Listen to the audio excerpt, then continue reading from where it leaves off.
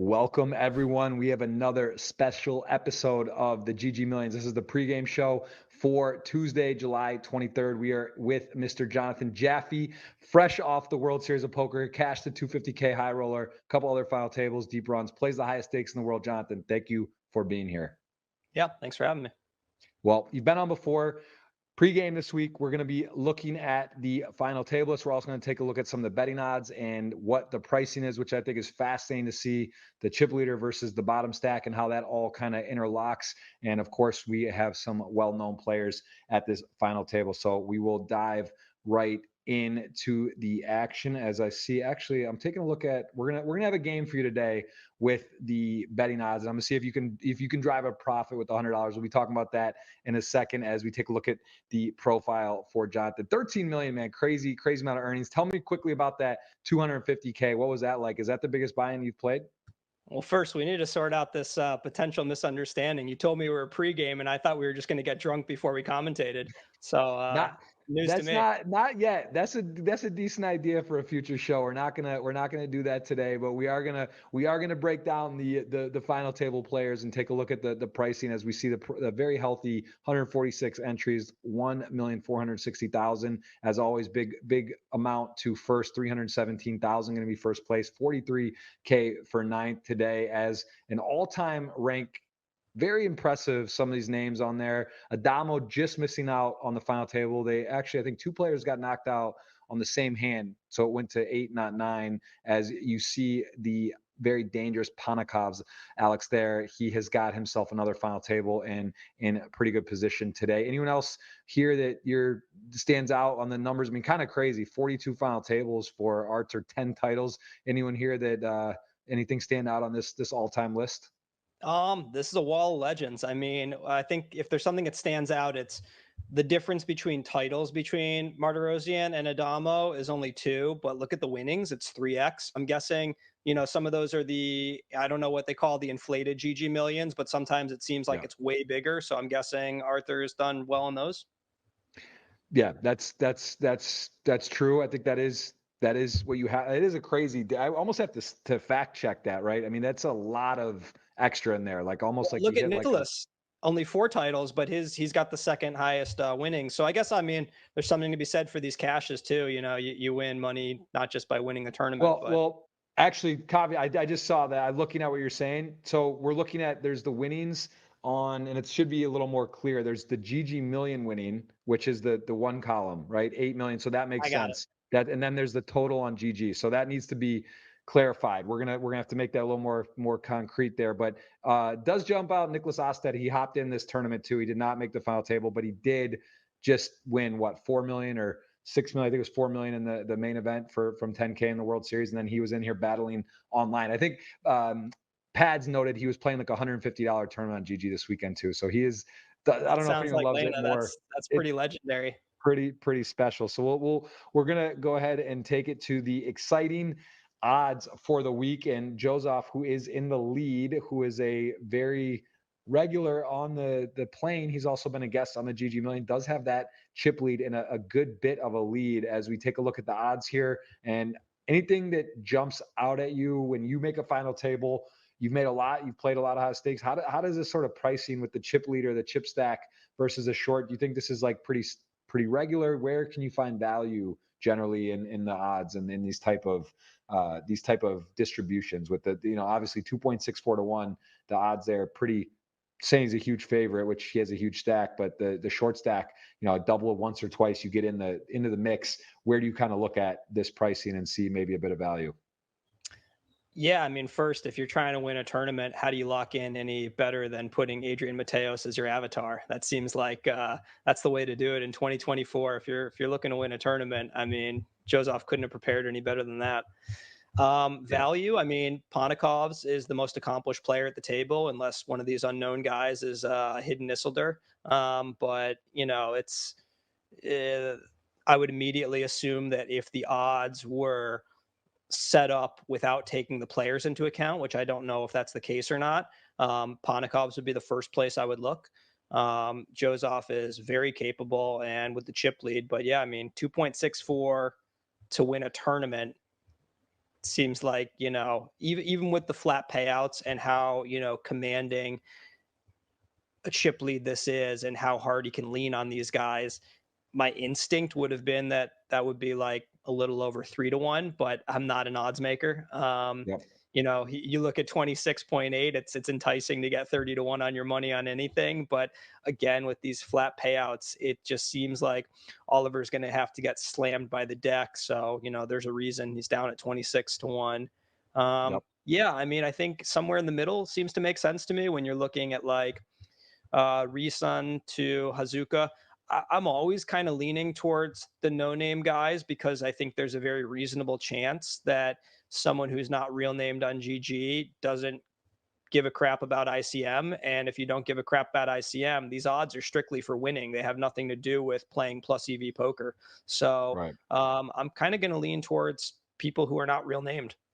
Okay, well, I'm gonna give you a chance to put your back up what you're saying on that because the audience is gonna be invested in how you do. We're gonna give you 100 units, and you have to show a profit. They'll get a $100 ticket. If not, they'll still get a $50 ticket. So don't feel too much pressure. But you got to bet a 10 minimum, and you have 100 units to work with right now. So I want you to make some picks to see if you can yield a profit in this format, and the audience is betting with you today.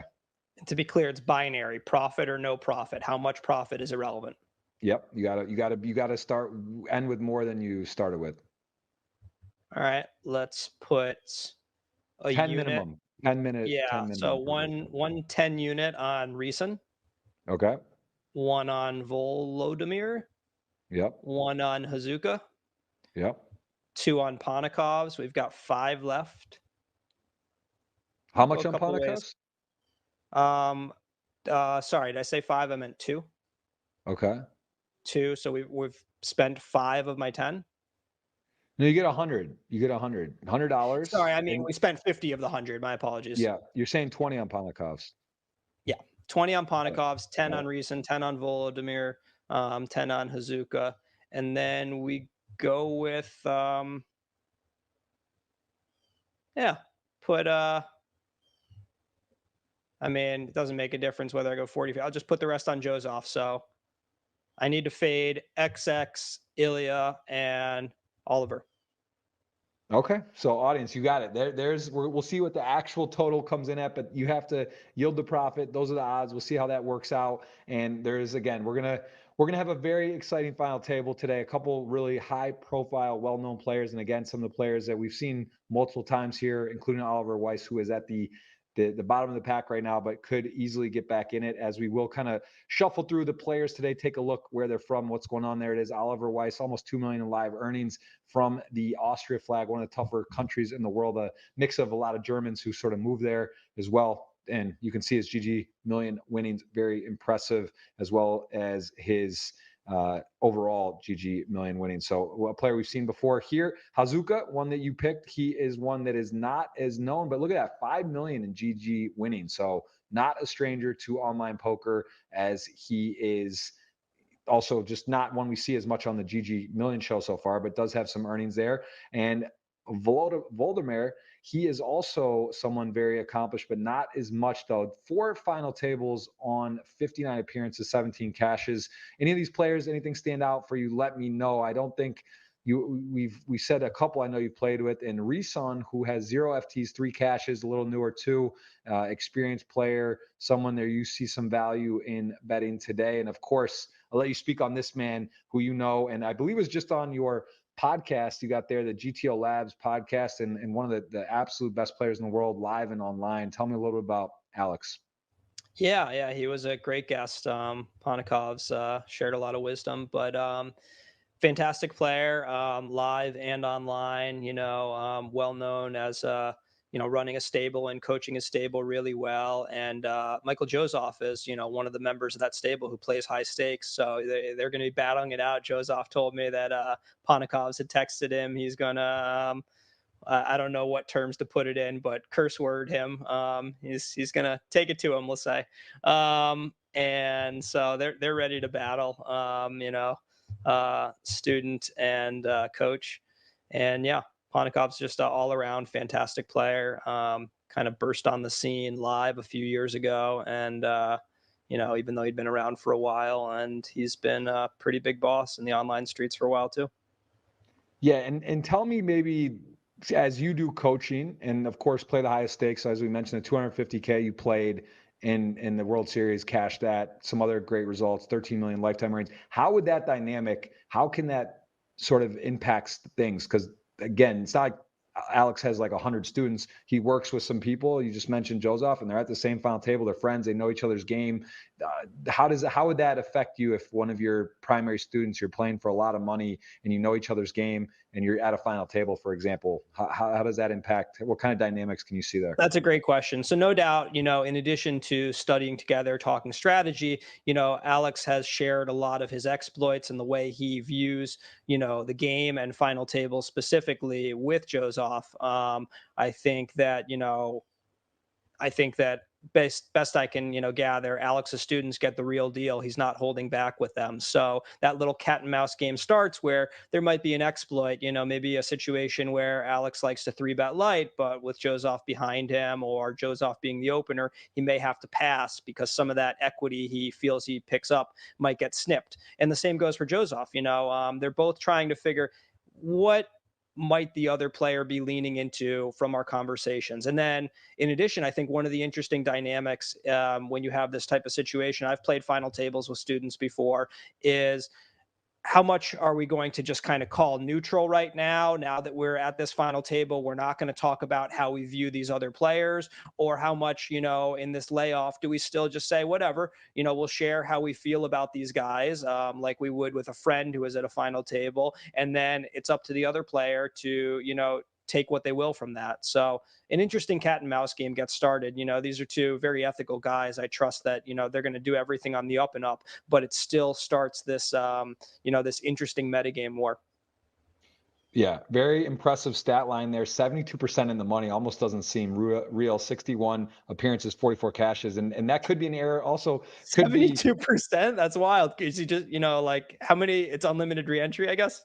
so that was I was gonna say, maybe because the reentry, but even then we hey, listen, we can stat fact check as well. There is it could be an error there. We're gonna have to ask him about that. 10 final It's pretty tables, sick. 2 wins. That is not an error. Pretty crazy statistics, excuse me, there. As we go then to ElkY, someone we've seen a lot more, also 14 cashes, 38 appearances, 10 final tables, has had that elusive non-win though, which we know is so hard to do. And it is going to see if he is able to do it in a very good position with a lot of GGMillion earnings out of his GG winnings. Plays this out frequently. We see him there. And there is the XK Fist, who you mentioned. You're fading him, and he doesn't have as much, mostly just playing the GG millions, it looks like, with his winnings and compared to GG on there. And again, not one of the real name players. As we take a look at the man of the hour, you mentioned the Mateos avatar, the guy that Kings fold, Mr.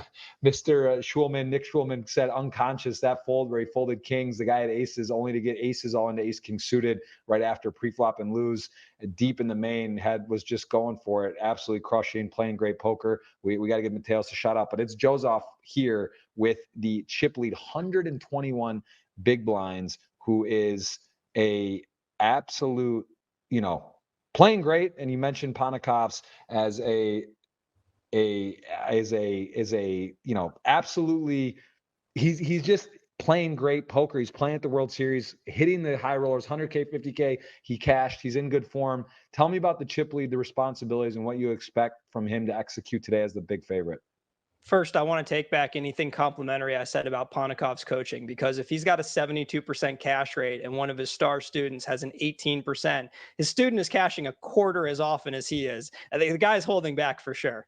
Yeah, I mean, I'm very curious about those stats, but that aside, the responsibility of the chip lead. Yeah, I mean, this is what you play poker for. You play poker for the healthy chip lead at a flat payout final table where you just get to lean on people. There's nothing more fun than, it's back to playing like low stakes 180 man sit and goes where you're just shoving ATC. It's a net, like putting a post-it over her cards and just winning the thing. I would love to know what the odds are for Joseph if he literally, covered up his cards. Like, he'd still be the favorite.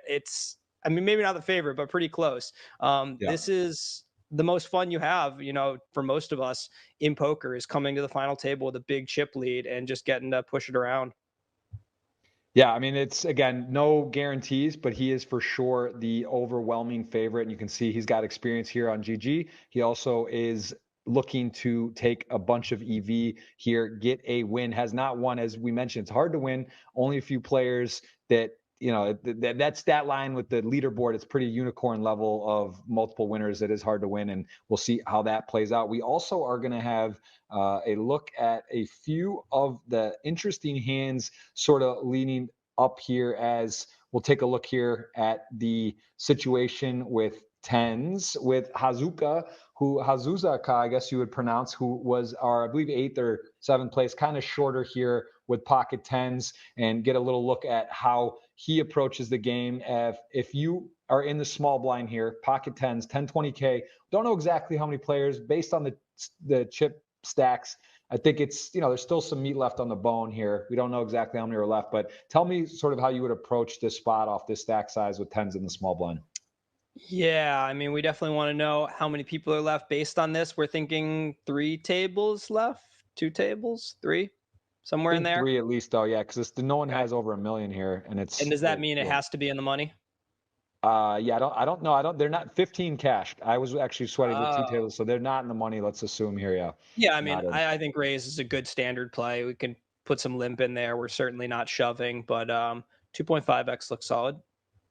Yeah, and then Adamo, who we are used to seeing a lot, does go ahead and rip it in. Hazuzaka is definitely not folding. He does call. And interesting from Adamo here with the king five off. Are you surprised by that? Do you think that this is just kind of a little out of pocket, or is this sort of go in line with his game? Yeah, I mean, there's something to that hand class where you are going to get some folds from some of that, Hazuka or Hazuzuka.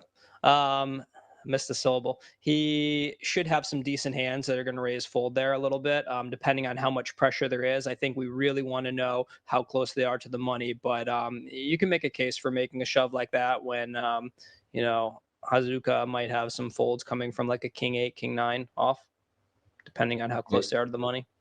Makes perfect sense. Definitely, I think more interesting here. I think the 10's pretty standard. Damo shoving the king five was interesting to me. And again, a little bit of a look into, we get to see the final table on the GGMillion, but getting to see a little bit of hands in the lead up, it is interesting, right? Like, how does a Damo always have chips? How do these guys do this? Well, they bust more often, but they're also more aggressive. And this is a function of maybe a hand like this, right? Where I'm never doing that. Maybe it's good, maybe it's not, maybe it's high variance, but it's definitely interesting to see the king five off shove there and see a bit of how this player got chips. As we go over to another hand, a little bit maybe deeper, not sure, again, unclear. We do have 2 more hands where we're pretty sure what juncture of the tournament was right on the final table bubble. But here, ace is a nice spot, gets to open on a pretty small 3-bet, but standard. We're seeing that more smaller 3-betting in position here, as he does push it up with aces. And not too much to say about that. I mean, what are the thoughts of maybe flatting, however?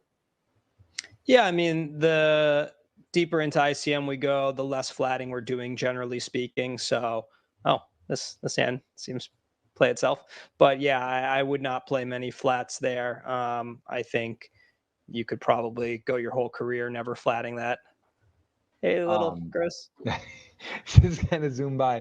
Yeah, we're yeah, that would be, so you're saying, yeah, just pretty standard all around, like that spot is just a 3-bet, and you go for it there. I mean, is that what would be a spot where you would flat, if any, like with some short stacks behind, or are you just going to be 3-betting your aces here mostly always? Yeah, I mean, without knowing exactly where we are relative to the money, aces just tend to generally find most of their flats button versus cutoff, shallow stacked, sub 30, particularly 25 and lower. That is one of the few hands that gets to protect some of your, 9-8 suited, king 8 suited type flats. But, typically you want to flat aces when your opponent doesn't have terribly strong hands that aren't going to shove very much against you. So button versus cutoff, shallow is kind of the easiest spot to find it. Very interesting. I like to see. I mean, yeah, is again, there's nothing away. Ace King, is there any magic here? Is there any way to get away from this, or this is just kind of like, hey, yeah, this was your day for the tournament? Is there any I mean, possibility the to get guy who away? gets away from that ace king is going to have a losing career. That's that's a well said. That okay, good. So that means you heard it. That was just no path away. And speaking of King Five, kind of deja vu. I actually, when I got the hand layouts, I had to see if this was a double sending because it's King Five, it's reversed, it's also small blind, big blind, and we Does get Adamo the. have tens? We're gonna find out. But Okay. what do you think here? King Five, this stack size folds to you, small blind, big blind. Assuming there's not some very crazy payout implication, I'm just ripping. I mean, granted, it's a In the smaller hand. money, right? A final table bubble, but in the money. Yeah, jam it in, fist pump, happy about it. Not a lot of chips, I not a don't know lot about of big that, blinds. but Going to yeah. get folds. Send it in, and he does do just that. Let's see what happens. I believe it's not tens. That would be weird. I think I'm not. We're going to take a look at it together. Queen Jack. Okay, fair fight, and King Five in the lead. Important pot as Adamo does call, but he's behind. You can see the percentages on the screen as it looks like a hold. King Five will hold, and that was put Adamo short as we saw him on the leaderboard all time, one of the more impressive players in the GGMillion. Adamo, who I think just came up shy of the final table. And as that hand happened, and this is another one. I actually, like I said, I'm in Brazil. I had it up. I was kind of sweating the final two tables, something I haven't really got a chance to do, and got to see this as we get a look into an interesting hand here on blind with our chip leader at the time playing against TB Destroyer and pretty much limps in and flops trips. Standard so far. You're good with I mean, anything else you maybe could you put pressure, final table bubble, or queen Limp seven looks off? You like pretty just sensical. limping? I would imagine it's close where he could possibly be just shoving pre, but probably limp is optimal. Okay, so we see the limp, and then he goes for a little bit. Let's see, 60K and a 157. He leads out. Got to start betting at some point. Club draw does come on the turn. He has one club. He bets 60, gets popped. Are you, well, what is your play here? Yeah, I mean, I think it depends how bluffy you view your opponent versus how much you think this is light value, like a three.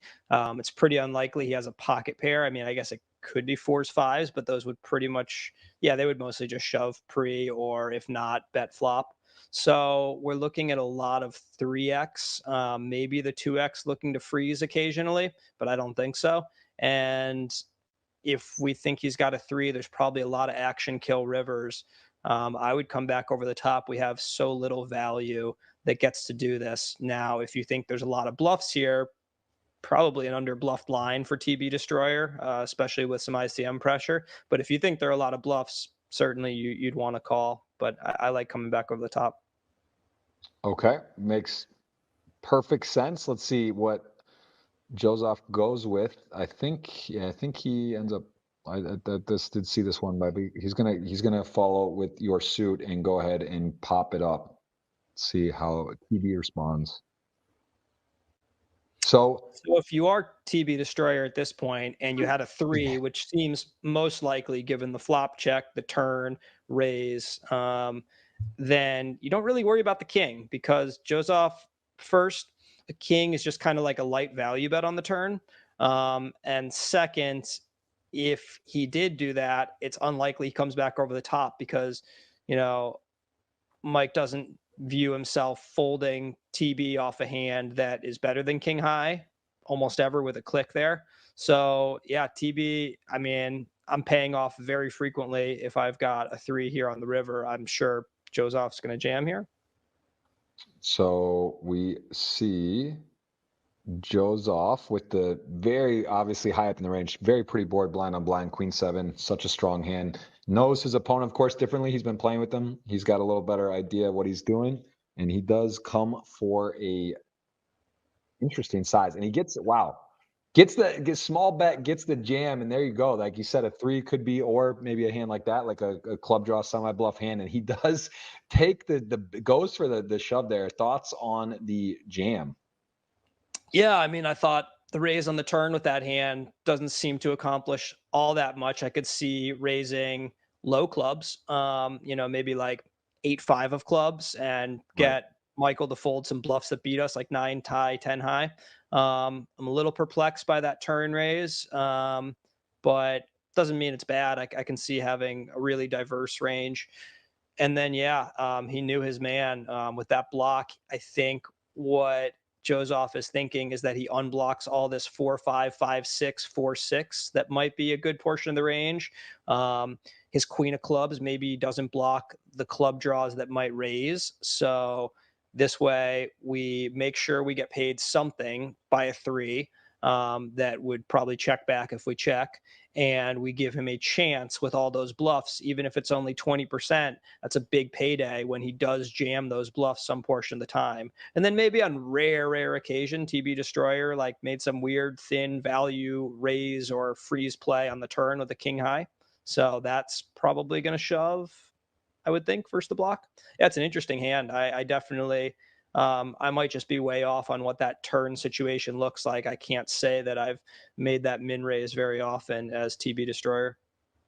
Yeah, super. I'd say out of those, all those very interesting, the most interesting, and also as would send us to our final table for today. And again, Joseph, super healthy, a lot of chips, one of the bigger leads we've seen, and 8-handed as 2 players were knocked out on the exact hand. Is anyone in particular that you would say, who are you the most familiar with? Whose game would you say are you the most familiar with in this At that tournament? table, Ponikov's. Panakovs. Okay.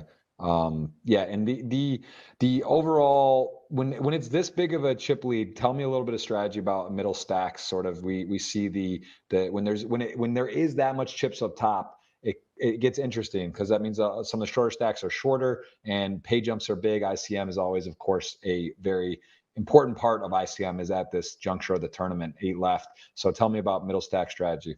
Sure. So if you are a middle stack and the chip leader has kind of run away with it, particularly if Joseph gets off to a good start, the pressure actually gets a lot greater on everyone else because their double up is less meaningful. So, early on, if let's say Ponikovs has a decent start and Joseph has a little bit of a tough start, it's almost more excusable for Ponikovs to exit 8th or 7th with a somewhat risky play because his double up is very valuable. And that goes for all the middle stacks. If they have a chance to be the new chip leader, co-chip leader, or really close, that starts to make a big difference. So, for example, Ponikovs, Ilya, Reason, these guys, the better start Joseph has, the more the pressure builds on them to just kind of fold and get pushed around. And the more Joseph kind of falls within reach of them, the more it's excusable to, make a somewhat risky play. And possibly let Oliver and Hazuka move up on you, and you're the early exit guy. So right now Joseph has a fair amount of pressure, and he knows that that's going to increase if he gets a good start, and he knows that that's going to decrease if his stack falls right off the bat. And the last thing I want to ask you about is the seat assignments in GG in the client. Very interesting. I've asked money players, gotten different feedback on the selecting a seat where there is based on your chip leader, I believe, gets to select last. It goes in order. Tell me about a little strategy on whether you're short stacked or I guess short stack just picks, right? Sort of irrelevant all the way kind of up. Is there any spot or place where you might strategy and why, if you're the big stack, would you necessarily want to be, maybe you want to sit away from another big stack or you want to get on their left? So tell me about how you would approach that. Yeah, I think it's not super simple. I'll bet you, um, doing a post seat choice analysis, you would find some varying opinions from pros. Obviously, in general, we tend to think that you would like bigger stacks to your right. I don't think that's 100% true. Some of it has to do with playing style as well. As someone who has only done this once in his life, I think I made a 25K in Vietnam that was a GGMillions live one, and Yep. I think I was one of the shorter stacks, so I didn't have too much of a decision anyway. But I think I do feel like I remember being kind of grateful that in that moment I wasn't one of the biggest stacks because I think I would have blundered. There's a lot that goes into it, Yep. especially if you're not the final guy to select your seat, because now you have the metagame of the other guys. It seems like a very stressful thing that certainly matters, but I think it's very It's cool that interesting you you do say that. that because one of my first times too at GG, and I'm not in a, I saw it and it kind of caught me off guard even because I remember I'd seen it before, but I didn't think, and it's like, in a way, I think it's awesome. It's a cool feature, but it's also in some ways similar to like rock, paper, scissors, right? Like if me and you go to dinner and we bet the bill, flipping a coin is different than playing rock, paper, scissors. Yes, is there a lot of skill? I mean, you could argue it, but it's not nothing. And so it's like if you're an amateur, I think that if you don't think about it at all and don't really know, there is something to it, right? So it's sort of like, in a way, you could argue that there's an edge or potentially garnered from that. So I Do think we that end the is a pregame with best of 3 rock paper? you know what? I don't like my. I'll be honest with you. I don't want to play any type of game of skill with you, my man. You are a world class player and thinker. And with with that note, I don't know. I don't want to lose RPS on the pregame show today, but we are going to be betting and sweating on your 100 units, which the audience will put that. We'll see how that goes. Very curious how that pans out. I think you made some good strategy. The audience is good shape. Either way, they'll be getting a $50 or $100 ticket based on your performance. And then also, I have a live tweet on my Twitter, Jeff Gross Poker Pin, and we have a $100 ticket giveaway on GGPoker on their main Twitter, where you can guess the top 3 finishers in today. It doesn't have to be in order. You can just guess the names, and then there's going to be, giveaways are fun. We got 3 giveaways at least pending live right now for the show. So, Jonathan, with that being said, we'll do the countdown, and I will see you on the show, and we're going to have ourselves an amazing, amazing final table today for GG. So I appreciate the pregame time. We'll see you on the show. Sounds good.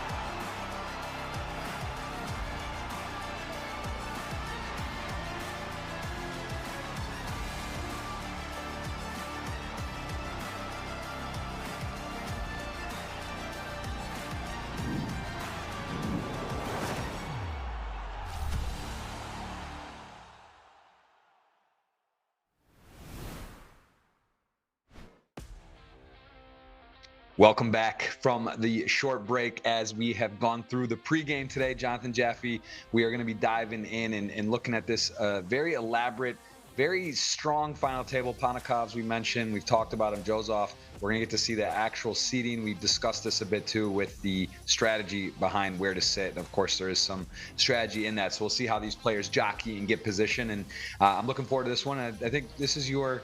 How many times are we going to say 4? Is it 4-time guest, 3 or 4? You've been on now a bunch. It's been exciting to have you, and I appreciate the time as always. Yeah, this is the 4th. Do you remember the first hand and the last one that we did together? I know you've had a couple since then. Queen 10 of clubs, I think, one, or some crazy like 4-bet hand, or no? Is that the one or a different? Queens versus aces, and aces end up successfully bluffing queens off a set on the river. That was maybe the craziest hand I've seen since commentating. It was pretty cool.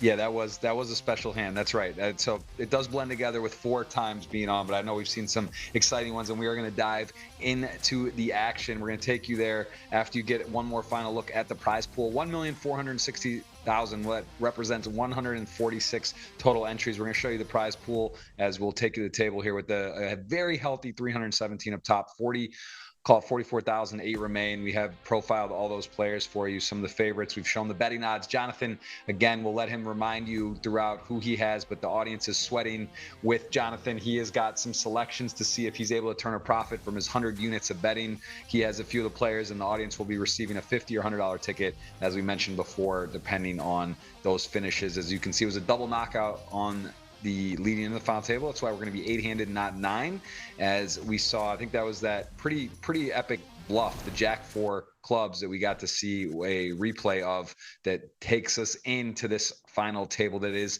underway there. We can see the seating arrangements. As anything jump out for you here, Jonathan, where maybe the chip leader stands and how the sort of top stacks where they are positioned?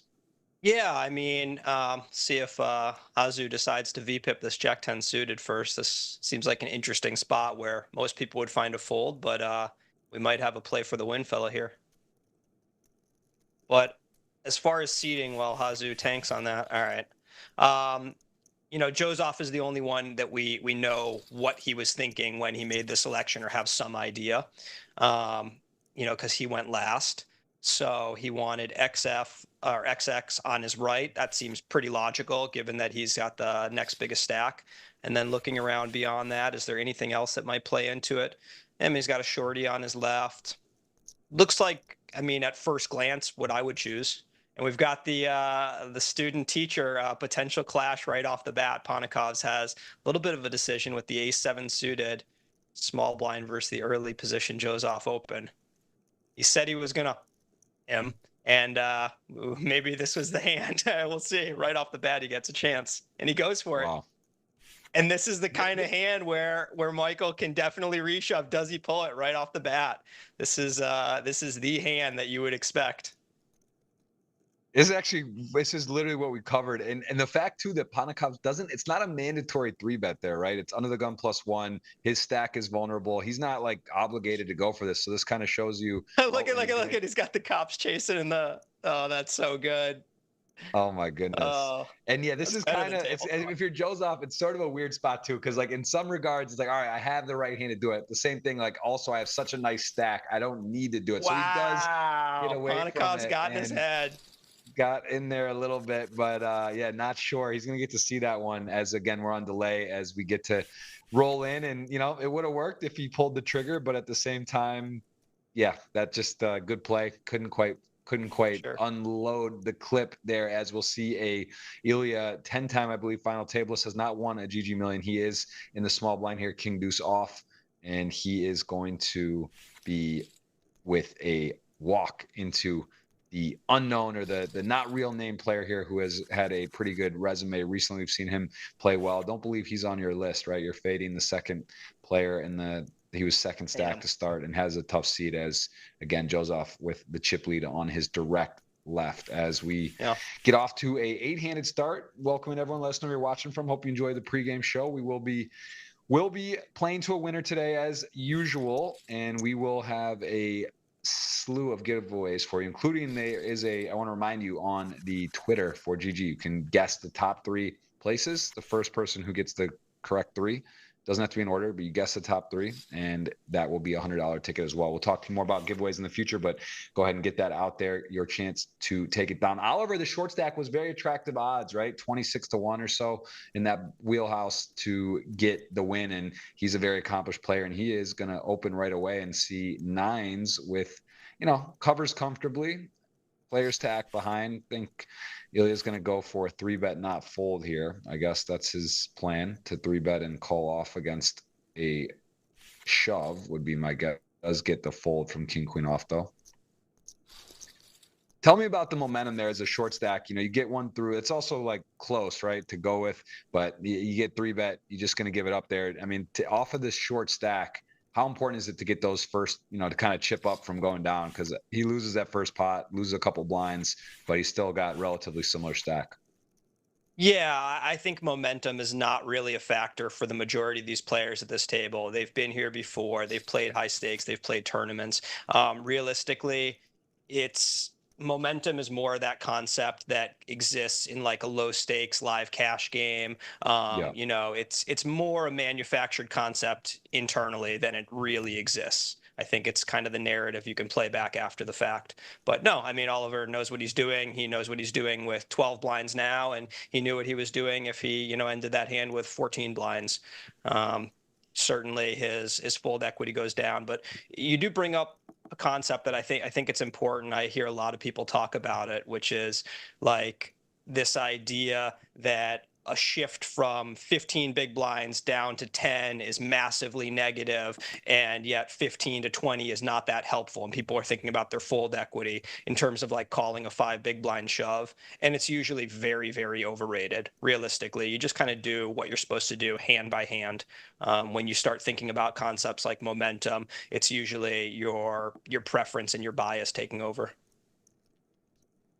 Yeah, we got ace jack 6s here, resewn to the river, going to be able to show it down with a win. A little bit of a very reasonable check down both players. You can see Reeson has a flop that might be a range bet, but he's sitting with a hand that is one of the most appealing checkbacks you can come up with next to pocket jacks. So it does give us a little insight into how he's approaching, that he might be under c betting when he sees a very appealing candidate.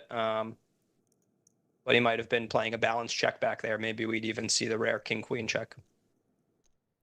And now here's Joseph gets again. Another chance. Yeah, this is the ace 5 suited. He is going to go. It goes a little bigger too. 240, right? We see a lot of small 3-bet sizings. What's his thought process here to put a little meat on the raise instead of maybe like make it 170 or 80 or smaller? Onikov's opens from early, so we're not looking at, much in the way of, say, ace-8 offsuit type hands. This is a range of more legitimate hands, and should he go 2.3x, Alex has such a good price to peel a hand like 8s, even with the ICM pressure on him. So he goes a little bigger, mostly because of that early position open. Joseph has a lot of flats there, too, so his 3-bet's a little polar. Shoots back the sirens. Yeah, I can actually hear Panikov saying tilt in my head. Like that feels like a Panikov's line.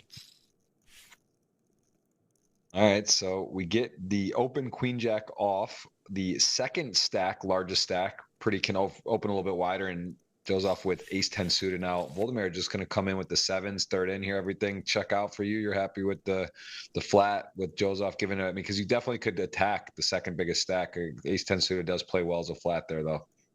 Yeah. Interested if Volodymyr was going to call all pairs on the button there, or if 7s was kind of near the bottom. I can imagine folding a couple of the lower pocket pairs where their EV is so wrapped up in finding bluffs that you just don't want to be making with Oliver so short.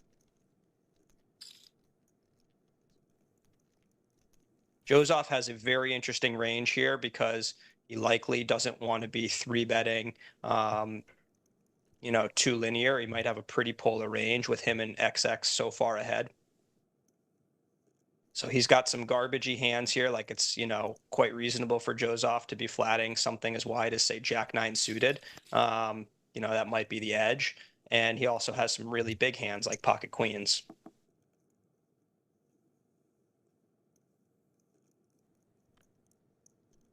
Yeah, making some notes. I think this is very interesting too. Just seeing how everyone's going to approach this. I'd say the seat's pretty good for Joseph, right? He's got the second biggest stack. Of course, you got to choose that direct left, but I was gonna also say just I how should hope it's a good Ponikov's seat for him though. That would and be Ilya, yeah, they're be kind of better than like that. lined up where he's got kind of position on the row. And look at this sevens with the king turn.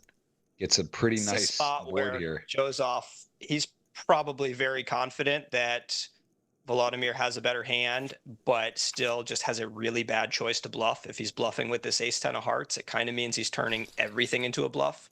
But when you're holding those two cards, what does Volodymyr really have except for maybe like, I don't know, some loose 5-6 backdoor from the flop, which would have been a very light peel.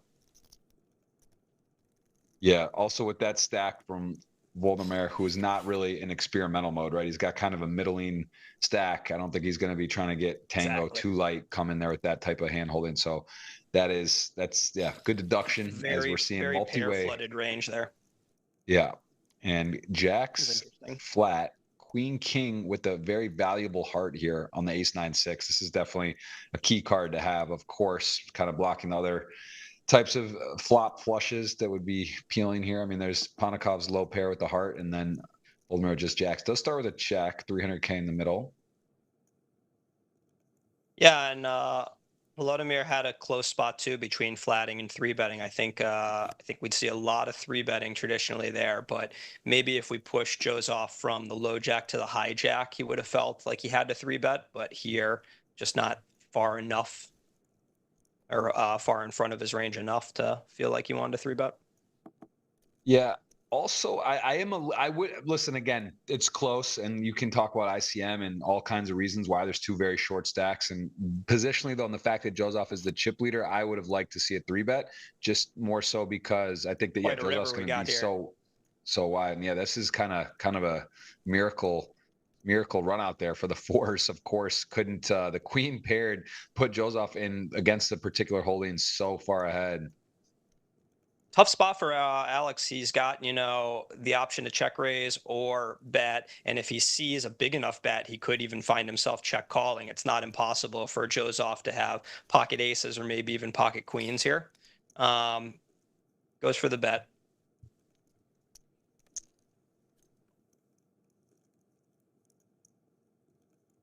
Yeah, and this is Again, frustrating. Probably, Joseph has options. This could be yeah. a call. This could be a raise. I think folding this hand is going to be relatively exploitable. Sorry, yeah, I mean it's pretty exploitative if he folds this. Seems like a pretty good at least catcher.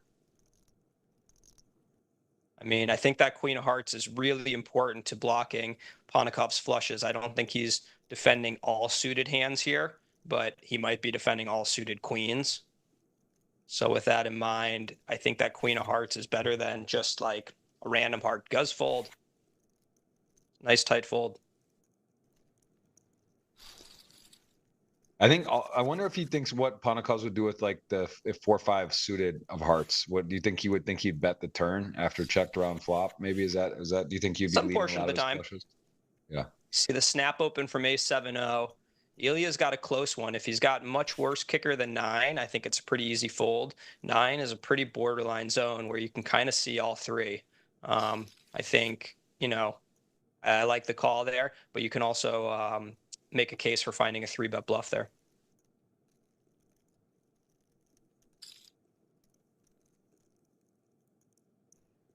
I have to continue with the ace of hearts. Doesn't want to play a very wide check raise here, so this hand I would think is going to be a call. Ace 5, ace 6, ace 2 might be slightly better. Granted, he doesn't have them much for check raise. Tell me about having the ace of hearts. How does this factor into the hand, if at all, for Ilya on this board? Yeah, it means that Joseph's going to be barreling a little less frequently because he doesn't have the ace of hearts. And it means when another heart comes, first we could check call if a heart came on the turn comfortably. Be interested to see if he's going to bluff here. This is he's not at the bottom of his range. He has some heart draws that remain unpaired, a bunch of queen high, jack high, 10 high heart draws. Those are really wanting to bluff. He does go for the bluff with this hand, and I think that's really reasonable. I think, Michael would have a really tough time calling with an ace 4, ace 3, ace 5 hand, ace 8. probably find some calls. The only problem is this ace of hearts is a really tough card. I think if he has 9 of hearts offsuit ace, this probably bluffs a little better. But yeah, I don't know. I think that's a very reasonable looking bluff. I like the bluff too, because to your point, when you start thinking about showdown, he can kind of think he is bluffing there because there's not many aces that he beats that check back, right? So he's sort of like the hands that ace-7 is one of the few hands he's actually ahead of as played. So that is he's recognizing that he is bluffing there, and he's trying to bluff and make a. Yeah. I like that. That's a nice hand, and takes it down as we see a unfortunate timing for Oliver to commit his chips here. Short stack, king, queen, going to get it in, dominated, I should say. He is not in great position here, needs some help, needs a queen as it plays out. Not a good flop. Now has a 10 or a queen to the river with those 6 outs, 1 to come. It is not, and that's going to be our 8th place finisher. Oliver Weiss taking home I believe, 44? I mean, pretty good showing. Several buy-ins. He was short stack, couldn't get out of the way. And as we saw, 26-1, the leaderboard, or for the leader, the rankings to bet on, that is your long shot. That was your one really long shot that is gone. Hazuzaka is your next shortest, and in there, I believe, is part of your selection. Remind us again who you have 100 units, and you have got, well, it shows the ladies, Joseph, Jonathan, you are wagering your chips on. You had Joseph, you have Hazuzaka, you have, I believe, Risan. Did you have ElkY? I think I set it up where if anybody but ElkY or XX wins of this remaining crew, $100 ticket for the chat. Got it. Okay. It'll be 100 if that's the case, 50 if not, and we will have at least something for you here as we have got ourselves a quick 7-handed as we started 8. Going to lose the short stack, and dynamics change. Pay jump, everyone is happy with, and set of, boat, flop a house there. ElkY looking for his first GGMillion win. Pretty quick open from recent with the king 8 suited and the low jack. It seems close. Joe's off small blind, so that's not too threatening. The big blind is shallow stacked, but the button is a pretty big stack. He does check, and you can see he's going to be done with this hand unless it goes check, check. Kind of interesting to note, we only have 2 winners here in the GGMillion actually taking home a championship, which is Hazuzuka and 2-time Panikov. So we, likely have a new winner today. Of course, it could be a repeat, but Hazuzaka very short, and Panikov's probably the most experienced, most dangerous player here. He's got chips. He's still got plenty of play, but on the lower end of the chip count at the moment, as ElkY here going to start betting, and king 8 suited just not interested really in much here. Doesn't have a spade, doesn't have an ace, doesn't have a draw. Going to get out of the way. ElkY could have had a better situation there. Didn't get any more chips, but does flop well and pick up the pot as we see blinds 20K, 40K. Upper left of your screen tells you when those blinds do go up. Every player with 15 minutes on the chess clock. You can see that clock there. If it hits 0, you get 5 seconds to act. We've seen that come to play a few times, but right now everyone very healthy with the clock at the moment. And Hazuzuka is going to pick that up. He has got the risk premium, the least to risk. He is the shortest. If he goes out, not a huge deal. And honestly, everyone pretty healthy, right? There's not really anyone short other than him. Even Hazuzaka almost has 20 big blinds, so plenty of play right now. Sure.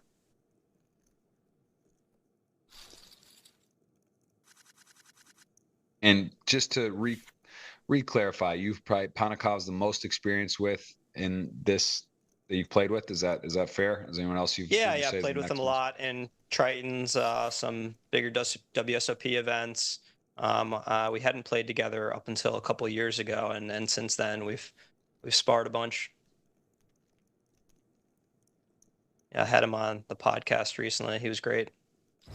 Yeah, I'm going to drop that link in there. That is again, GTO Lab rocking the patch, and does have a very, very exciting caliber of players I've been seeing on there. You really do get some high stakes crushers and people at the top of their game. They're not clicking buttons on the podcast. Who else have you had so far? He was the fourth guest, I believe, for you. Who else has been on there? Yeah, Fedor was the first step. Dean Eggs was second. Negreanu third. Looking to get Ike or Stevie on next. Thanks for putting the link in there. Appreciate it. Yeah, no, it's awesome stuff. I mean, as I know how much work it takes doing podcasts, setting it up, organizing all of it, and it's awesome when it comes together and you get to really record and talk and get to know people better. And that's the thing. A lot of times you're getting a poker news interview, a Triton interview, like a quick, just how you feeling, how's the day, what's your table like, not sort of getting to talk and get in the mind and sort of get a good feeling on how someone approaches not just poker but life. And I think that's the cool part about podcasting is you really do get to whatever you're talking about, it doesn't matter. You kind of get to understand the mind of the person and get to know them better, which is always fun. Round 3 here.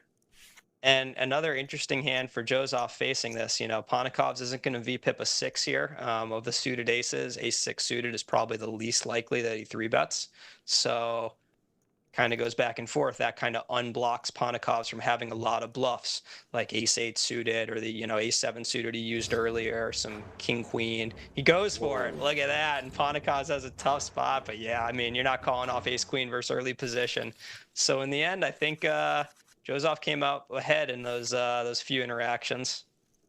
He snapped full of that ace queen off, man. That was yeah, he knew what he was doing. It's just, even that flip, it's debatable if he knows he has a flip there, whether or not he wants to call. That's how hard the ICM pressure is, especially with these relatively flat payouts.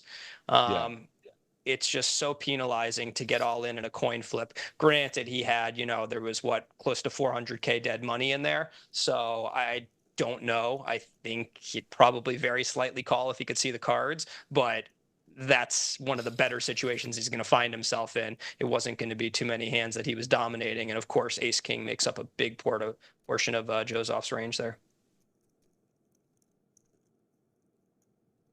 Yeah, that was snap full. That I hate to even bring it up. I've talked about ace queen for years. I even wrote a poem about it, how emotional the hand it is, and it just seems a tricky hand. And one of my best friends in the world, I don't even want to bring it up because I know he was a bit salty about it, but kind of crazy. Brian Rasp, right, got 24th in the main, took second for 1.4 in the PLO. He was in there. I actually thought he was gonna legitimately win it. When you get that deep, it's a new tournament, and he's probably the best, if not right there, right? You could throw in Foxen and Lena and a few players, but in terms of experience and able to close, and the hand that he ended up busting with, I don't want to get the exact stacks and what Tamayo had, but it was, I mean, if you had seen Tamayo turbo muck queens, right? That was later on. Sure. Yeah, no, I know Rasty.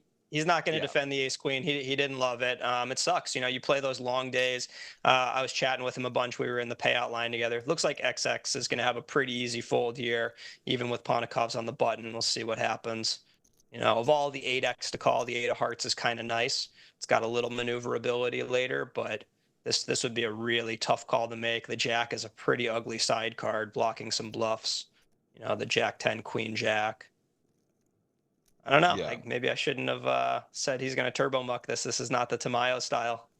This guy plays. This guy's a player for sure. Rocking that Austria flag. We see the representation. Again, Austria very dominant in these GGMillions. And a function of that is the German players often gravitate towards Austria due to different restrictions in Germany. So that is kind of a hybrid country. So back to Rast. Hold on. Pause on Rasty, the king. We got to let him wait for a second. We got a mystery hand. They're bringing these back at home. I know this is by request, so we'll see sevens. We'll let Jonathan talk us through this. So far, it's pretty standard. Going to be an open. Yeah, I'm going to open the sevens. See. Gonna be playing that from the button. Is this like the old WSOP like degree whatever they used to have? Yeah, the planters nut, the moment. They had some funny sponsors, man. Beef jerky, nuts. Tells you what they think of poker players. It was a real, just like Milwaukee's best Coors Light. Yeah, for sure. Well, we're gonna get to see a flop on the 6-5 king, 2 spade board, no spade, 4 sevens. So great hand to see bet overall. We've got value from every 6 and 5, lots of protection, knock out a queen 10-0 or whatever. But ElkY wants to tread softly. I like the check. You're not playing a ton of c bet against the chip leader here. There's very few hands you want to get check raised. This really alleviates some of the leverage he has on you, not letting him go 3 with a check raise barrel off. You really get to control things a lot better starting with a check. I'm a big fan, even with one of the best hands to see bet there. And now he's got a pretty easy call. I don't think you want to try that little freeze raise against a player of Jozoff's caliber. Yeah, and if you're ElkY, you feel pretty good. You don't have a spade. You know 7-8. You're blocking that type of hand now that the 4 arrives. So unlikely that's there. And then you also the 2 kings. Much less likely your opponent has a king. You're doing great against a 6 or a 5. So I guess you're hoping for a check. I would imagine. Yeah. If he does that said, bet, you've got still a good great calling bluff hand catcher still. in hand, Yeah. blocking 7-8 versus a big bet. I think this is a great river for Jozoff to follow through a lot of his weak bluffs, because ElkY doesn't have 7-8 off for sure, and he might not even open 7-8 suited into the chip later. That's the exact size you really want to pay off with 7s here, because Yeah, that's I a think you lot got to of call. yeah, I mean, it's true you block bluffs too, like 7-9-0, but you block the 7-3 suited, you block the 7-8. This is a great hand to pay it off. This to me looks probably better than paying the jacks and queens, which are, 2 of the stronger hands you're going to have in your range. You can make the argument in both directions that you block bluffs too, but if we were facing 3/4 pot, I don't think this would be as good a bluff catcher, but facing the overbet, I think he's going to call. I mean, again, always bias head hands up. Actually, well, this time we actually can't see what Joe had. That's why it's so fun. But I think he's just, I think he is going to find it here. It just seems like it seems like the perfect candidate to call. You don't have a spade. Yeah. I'm putting Jozoff on 8-9-0. I feel like 8-9 is the, the prime time. Got to fire turn pretty frequently. Don't block much value. Actually, I mean, you do block value. You block king 8, king 9 makes sense to check back. Yeah. Whoa. Wow. 3. I was gonna say miss spades. I felt like that. It just we're basically both right. You were right. He had an 8 in there, and he had a bluff. Perfect hand to bluff with. Nice pickup there. I'm shocked he didn't call. Honestly. I just can't play. I mean, it's still, he's going to have some kings checking back. I mean, almost certainly. Of course. I'm sure ElkY knows that he's going to check back some king X there, and he's saying, look, this isn't my best bluff catcher. I do have king X in my bluff catch range. But yeah, I think once you go past your king X, that looks like, one of your best catchers for that size. Nice bluff by Jozoff. I mean, I'll tell you that I think while I may have called the 7s, there's a really good chance I fold queens or jacks there. So, Jozoff's bluff's going to get past people with a lot of hands. Yeah. And also he knows he doesn't have a 6 or a 5 pretty much with that sizing too, right? He's kind of, it's polarizing. This is the Alex and Michael show. Alex and Michael round 2. Azu's going to crash the party though. It's a pretty aggressive shove. You must recognize that Jozoff's got a wide flatting range in this situation. Some suited connectors could be in there, but this is just so dangerous. If, Jozoff has a pair of 7s, I think there's a pretty good chance he calls something like that. He's got a really tough spot with this king-queen suited. It's rarely in a very bad spot, but it's basically never in better than a flip. It's pretty unlikely. A lot of people aren't going to shove some suited broadways here.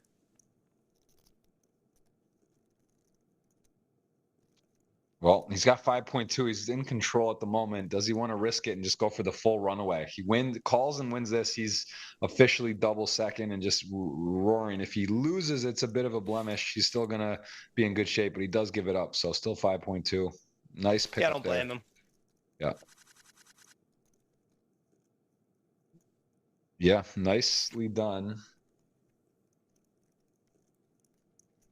And he's going to get another one through. I think small blind with just about 30 big. Oh, wait, not 30 bigs. What am I talking about? 20, 22. This just looks like a shove. And another kind of top of the folding range here for Jozoff. I think the last one was debatable. This one, I think he just wants to fold. Another sucky spot. But 1 pip stronger. Like, I don't think I'm folding king queen suited here as Jozoff. And Hazuzuka has been active, right? He's gotten a couple through, which is nice, and that's nice to get a real hand. He's got a ace king, and Yeah. at some point, Joseph. You know, the chip leaders Did this had more one. decisions than anyone so far. You know, not we didn't get to see the 3-8 suited, his decisions on both turn and river, but that was some interesting spots. And then he had right off the bat the hand against Ponikov's where he was sitting with the ace 3 suited. Then he's sitting with the ace 5 suited. Then the pocket sixes, the king queen suited. Joseph has had a very active day of close decisions. Mostly they've worked out for him.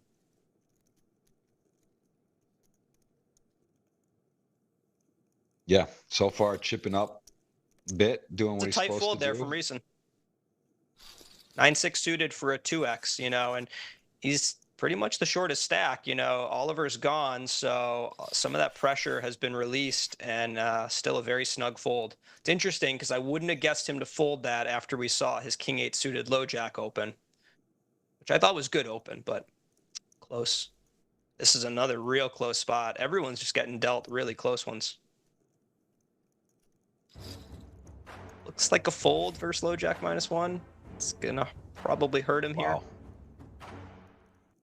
Reason gonna go ahead and rip in the ace jack off, and two guys sharing ace queen, both not loving it. You see Ponikov's get out of the way.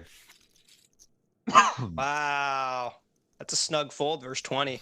These flat payouts, man. That might be right. I'm not used to making that fold, but you know, small blind's got some shoves there that we're doing pretty well against. I would have thought ace queen to call, but we got sidetracked from Rast, which again I believe is the greatest player in the world, or one of them, right, across the board in the games, and just has so much talent. And you were saying you were catching up with them. I'm in a one of my closest friends. I talk to him all the time, but also in a group chat. I know right after it happened, he was feeling it, right? Because it's like you're in the moment, you're playing. It's so many days, you're right there, you can taste it. But it was, I believe, open. I think he 3-bet, got 4-bet jammed by the eventual champion, and he called off ace queen and against kings. I think they had similar stacks. Ras had about 12 million. It might have been 2-4 blinds or 8. He made it 2.7, or maybe it was 255 even. Something like that. Yeah, we ran into each other in the payout line. He was talking about it, talking about, you know, being tired from a lot of the long play, and talking about how he maybe came to that decision, and what might have played into a decision that he doesn't really support, and probably 9 times out of 10 just wouldn't have made that decision. But you mentioned something, and it makes me think. Rast has this perfect. I mean, I say perfect. He's got one of the best balances I think I've come across when it comes to ego. He has the big ego to make the plays he needs to, and understands that he's really good and really talented and he can trust himself. And he's very humble and understanding, hey, I don't know this. There's someone who's a little sharper on this. I can pick up knowledge there. Like, it's a really good blend. To be a great poker player, you have to have confidence, and that's going to, you know, like, bolster your ego some, but you also need to have the humility to know. And that's how he's been so good at so many different games, and kind of moves seamlessly through cash and tournaments and, you know, mixed games and no limit. And he's the kind of guy where he can just get up to speed so quickly at anything he wants to crush. Yeah, no, it's I mean, getting 24th in the main, it's so deep in this the record field, and right there, and just kind of crazy. I mean, thinking about that though too, even like in that spot, he's playing for the chips, and he wins that hand. What, he's 33% or 37%. He wins that hand. He might win that was the guy won the main, right? An inexperienced player, rough, or not inexperienced, but a much not Miles been a pro for 20 years. I don't know about that. Yeah. Yeah. Well, I should say, yeah, that's the wrong word, because he's been around and very good player. I'm saying Rast, when you give Rast that same stack, right? Like, he's also going to deliver pretty well, I think. And of course, things are different. Butterfly effect, who knows? But yeah, I mean, that's crazy to think, right? And that's got to be. It does feel that way in tournaments where you lose to the eventual champion on a spot where you're deep, or it's sort of like that type of thing. It's Rast is going to be okay. Don't shed a tear for him. But yeah, I think that was, like you said, he was definitely thinking about that one. Yeah. But yeah, you don't get many shots at the main, so it is cool when you see a legend like Brian run deep. Yeah, for sure. That was a fun main event.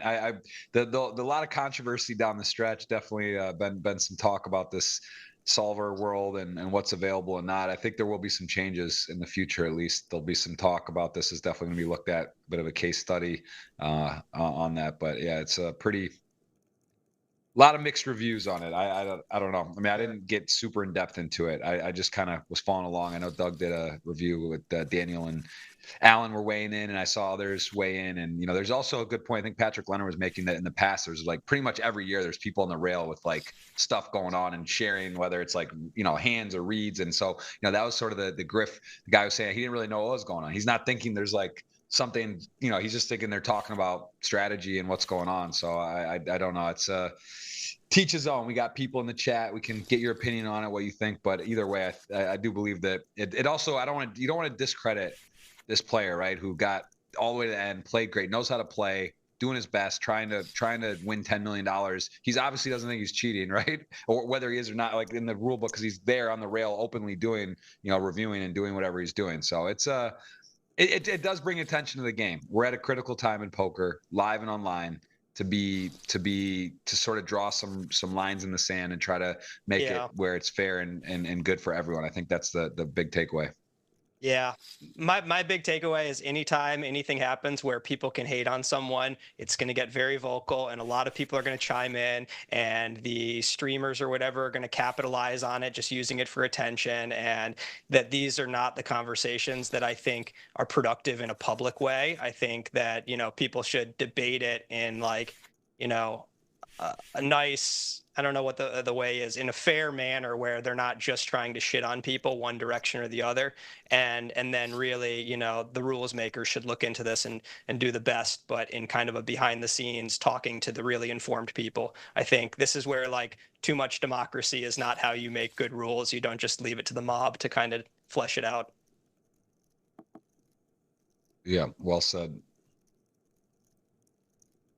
Looks like a pretty perfect hand to check back on a flop that's not going to check too often.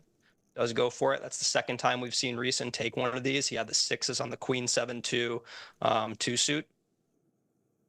ElkY had a bluff candidate that now looks like, we could go small for linear value or we could check. He opts for the small, trying to draw out some money from some of these ace queen, ace 10 type hands, get a little bit of protection if Reason ever wants to fold some of his worst stuff like ace 9.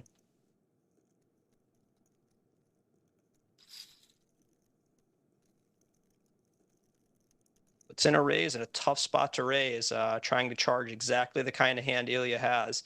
And you can really see all three decisions on the table for ElkY.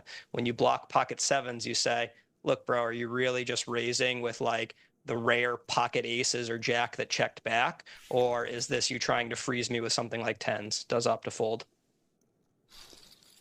I think a shove gets through there because with no flush draw, it's going to be a really tough call off for Reason.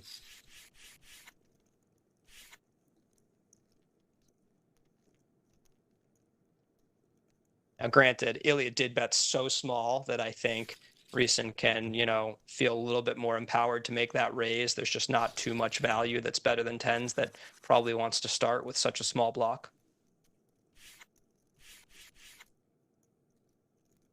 Yeah, this has been so far as expected. Seeing Joseph kind of leading the charge, being active, having the most decisions, and right now he is in another blind on blind, and I think How about that ace 7-0 fold on the button? ElkY does not want to tangle with Joseph. That's a snug fold. Again, there's no super shorties. Joseph, he certainly has some pressure to exert on these guys, but I don't know. Maybe my equilibrium is a little thrown off because, again, the payouts are flat. The ante is a little smaller than BB ante at this point. This one's not going to work, and we'll see if Azu goes for the call or the 3-bet. It's facing a 3x. He's been so active. I think he's got a 3-bet. He's been really pressing on. That's a big size. You're facing a relatively polar open from Joseph there. So if you want to craft a bluffing range, you don't want to risk more than you need to. I think he could just put in basically a 2x to 300K. That would be pretty solid. That way you could throw some bluffs in there, the old King 2-0 or whatever. But again, I think if Hazu understands how wide Joseph is in the small blind and how queens are basically facing 2-unders super frequently, he might opt for the call. But I don't think it's mandatory. I think kings and aces you really want to call there with how wide Joseph is. Queens seems like the close one.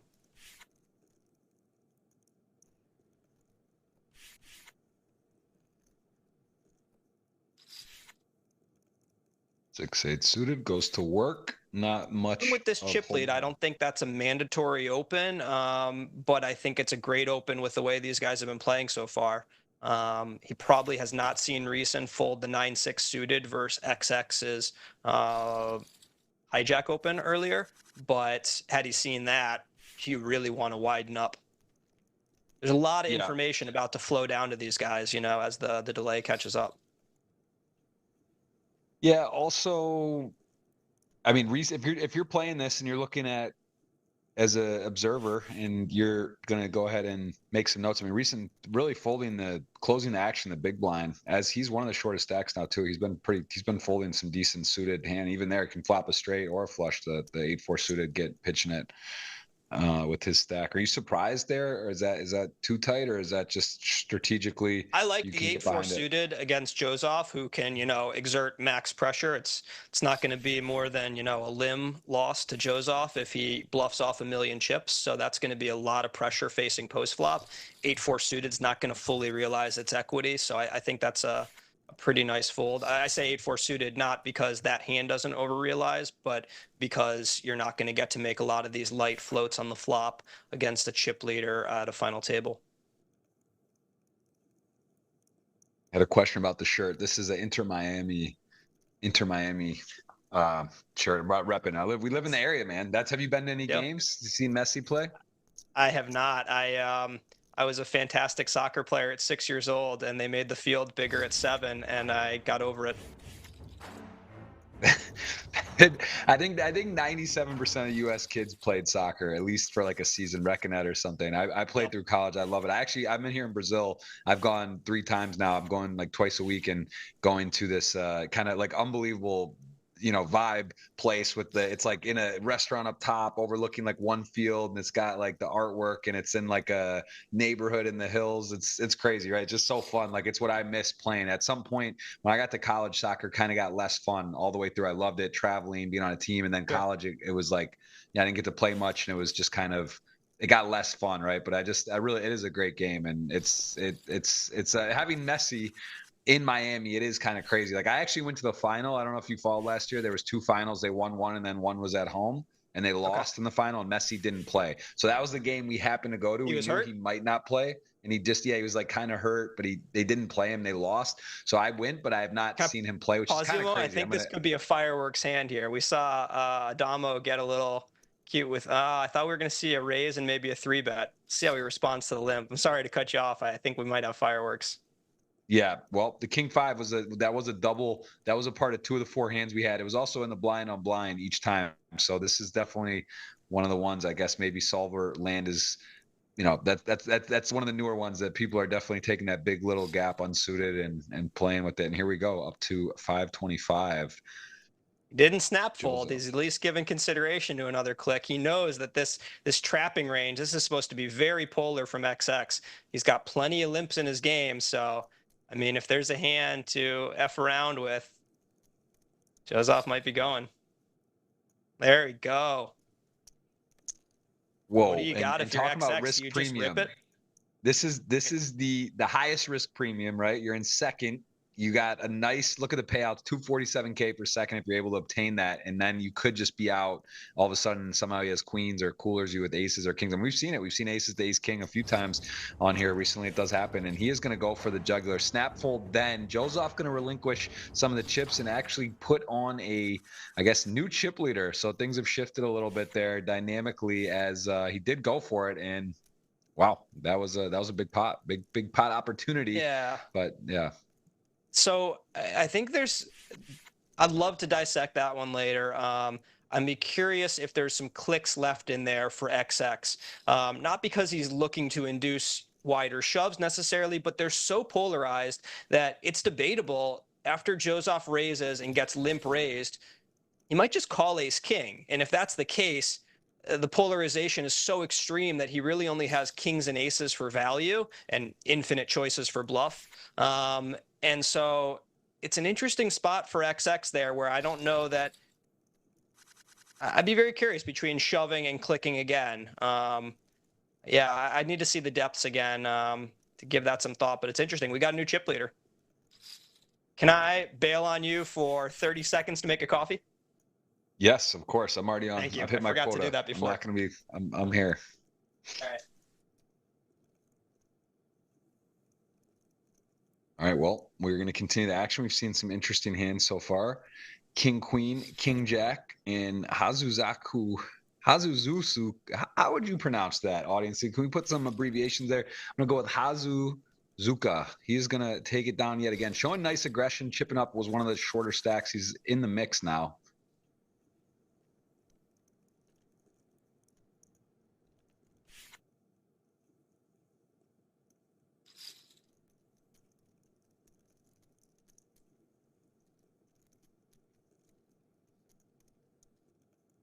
And we are going to see King, Queen go to work. ElkY again, 10 final tables, no title yet. 2 winners here at the final table. We have Panakov's 2-time champ and Hazuzuka. You could have fun with that one. You can kind of go a lot of different ways with that. But those are your who have won titles, GGMillion before. See if it will be a repeat or a new winner. Panakov's getting a little shorter. He has been battling with Joseph today. Ace-6 suited is certainly going to be an open. You see some powerful kings on the button there.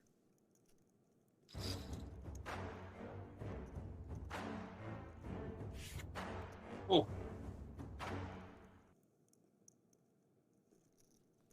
I'm going to go with a rip. Oh, wow. Yeah. I mean, just looking at the lineup of stacks, that's I mean, with Hazuzuku there with 1.8, man, Jonathan, is this approved? You run the I Kings. think it is.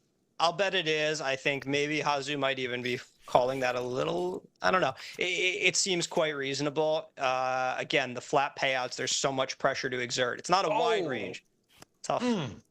Wow, hits, and then the ace on the flop rips it in a 1,000,000 chip stack, and he does even make the nut flush for boot. And I'm gonna have to. We're gonna have to stamp that one. This Valdemir, not how he drew it up. He gets it in a great spot. Kings, all of a sudden, he is out in, what are we at? 7th place. Gonna take away 71,000. Now we have 6 left. Everyone guaranteed 92,000, but tough hand there for Kings. I mean, you just, man, it's not fun. That's one where you play well. You're on day 2. You come in excited. You get 7th, and you get it in a great spot. Tell me why 1.8 effective ripping there is okay. Poker's not fair. Okay, there you heard it. Yeah, no, I think it's just there's such evenly distributed pressure on those remaining stacks to Joseph's left that I don't think any of them want to call off with Ace Jack O.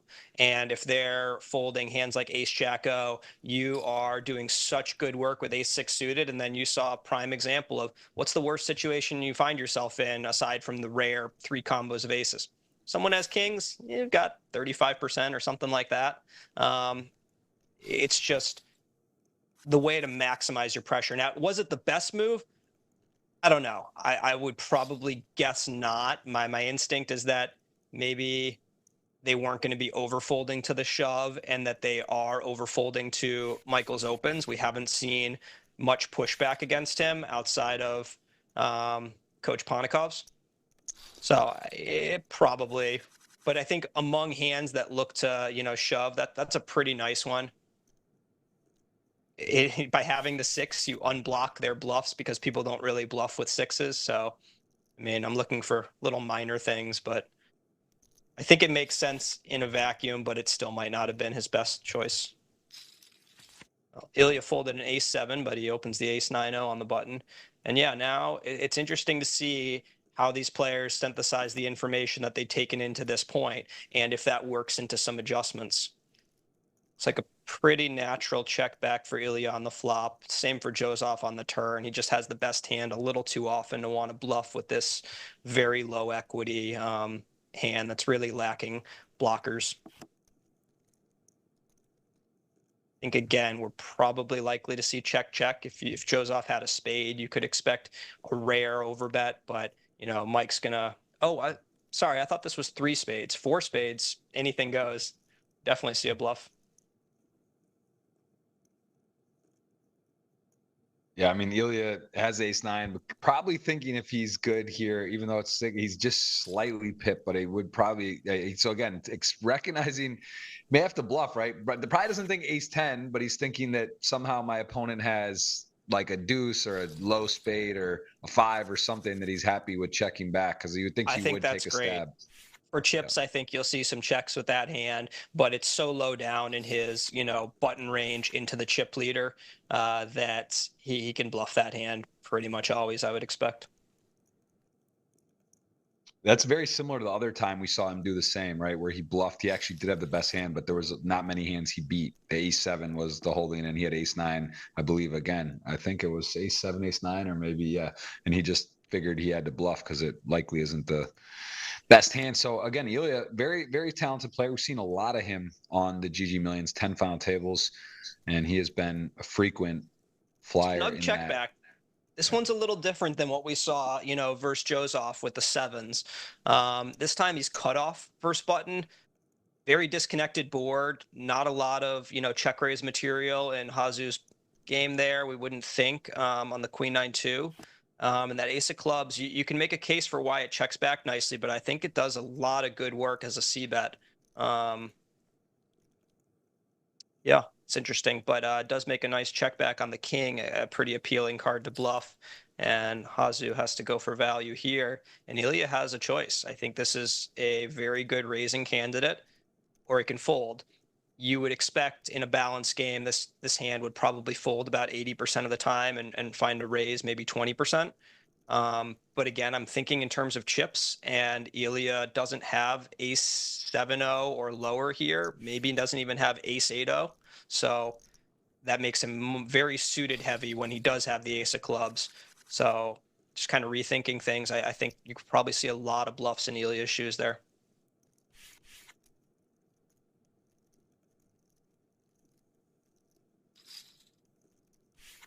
Yeah, It's going to be a nice, close nice. spot for Hazu.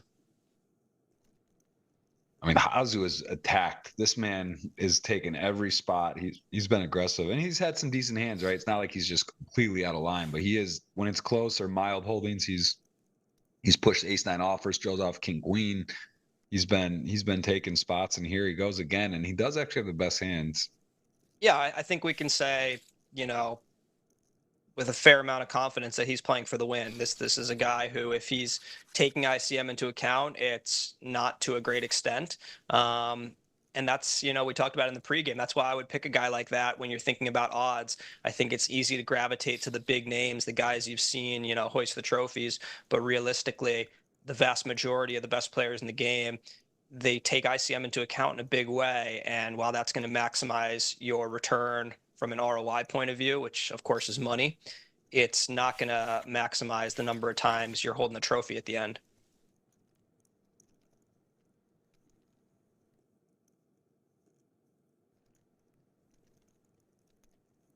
Yeah. Don't get me wrong. I Well, think ICM is extremely important. Even if you're looking to win tournaments, you want to at least understand how your opponents are playing, how the best players in the game are playing, because it'll give you at least a better idea of how to exploit them, even if you don't really care about ICM.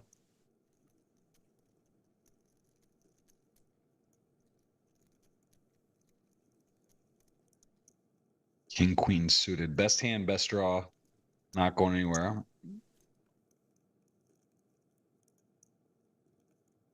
And does have the best hand in position. A lot of things going his way here. Gonna be likely picking this one up. King 4 suited, not much to do here.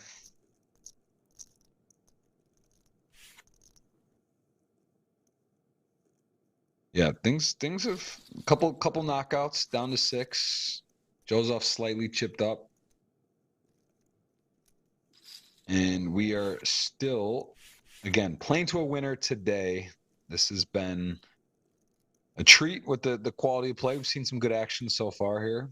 As we see the Ilya 4-6 suited versus under the gun will call. Anything stand out so far? Anything you're surprised by, maybe aggression levels or playing cautious, playing passively by any of the players? Yeah, I think Joseph has just had one decision after another. He's had a really interesting tournament. I would be, like I said, really interested to go back on that King 5 Ace King hand and give it a little bit more thought in terms of ranges. We know that, XX and that limp raise is a very polarized range. I wonder if he was playing pure limp from the small blind and not going to play any raises, if that was a Joseph specific exploit or just how he planned a strategy. Or maybe just the ace king was kind of a whimsical limp, but it worked out really nicely for him. Azu, it's been interesting watching him just kind of, playing for the win, taking every spot. It's been working out. He really chipped up nicely. Reeson has had an interesting game, playing a couple of those checkbacks. Yeah. And then, the Ponikovs, Joseph tangles have been interesting. This was a pretty snug checkback by XX, but I think I like it. I think it seems like a lot to shove. You've got a hand that's got plenty of playability post flop as a check, and I think it's a little too weak to raise and call off against ElkY there, which leads to two pretty good hands going to the flop and a limp check pot. Not something you see for chips very often. I think blind versus blind encounters at the final table tend to be the most interesting to me because they're already super interesting for chips. And when you change these wide ranges, they're still super wide at final tables, but in most cases less wide than you would see for chips. And it's just really, really tough conflicts you find yourself in with some weak hands and then all the risk premium added. Joseph's got kind of a borderline spot. You could see all three. Goes for the defend. And, this is the kind of defend you can make as the chip leader, mostly because Hazu is not going to push him around so hard. You're not going to be forced, even if you don't make, aggressive donks like that. And that was, nice one from Joseph, a real good pickup. Even without that, you're just facing less c-bets, less turn barrels, less river pressure, so you get to more fully realize a garbage hand like Queen 8-0. Yeah, again, a good recognition on that board and with his hand and just deciding that he's going to pick it up there and put some hands in a tough spot. Just, again, nicely done. As you said, that's not even mandatory because of covering and how with the chip lead and future street action, he's going to likely get to see and realize there's equity, although there he does just pick up a nice lead out. Yeah, there you go. ElkY. Post-flop. He's a post-flop guy. Yeah, I see his, two really big stacks on his left. And I think, while this is not the typical, final table play, he's saying this is a way to kind of keep things a little bit smaller. I've got a hand that doesn't want a 4-bet rip, hates having to fold to these two wide 3-betters on my left. I mean, who knows? Maybe at this point, Hazu is who he's most worried about attacking from the small blind, given the way it's played. Among top pairs, this is a reasonable candidate to check back, but you're facing two weak ranges when it went limp, small blind limp, big blind check. So I think this is a nice bet where the big blind still has every 2x in his range, as we can see. But I think if this was an open with two calls, you could see ElkY find a sneaky check on the flop.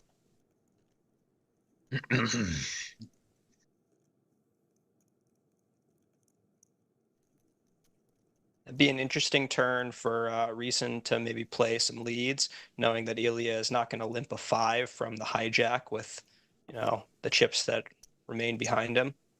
But certainly his hand doesn't accomplish too much as a lead. This is a spot where if you're Reeson, you're trying to decide, do you turn into a bluff? He doesn't. And I think ElkY's got a check here.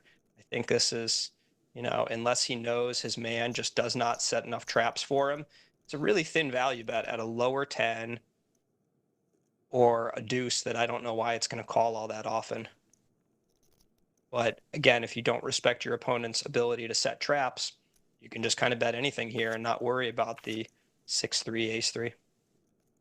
Yeah, he is going to pick it up. Does limp in, does get to a river. Top pair, queen kicker picks it up. Want to invite everyone to hit the thumbs up and subscribe. That will be part of the giveaway today. Going to be, again, a $50 or $100 GG ticket, depending on Jonathan Jaffe's drafting or how you want to call it, his wagering ability on the 100 units, where at the moment, I mean, Joseph gets it done for you, right? And then you got Panakovs, you got Risun and Hazuzuka, I believe, as well. So you're sitting.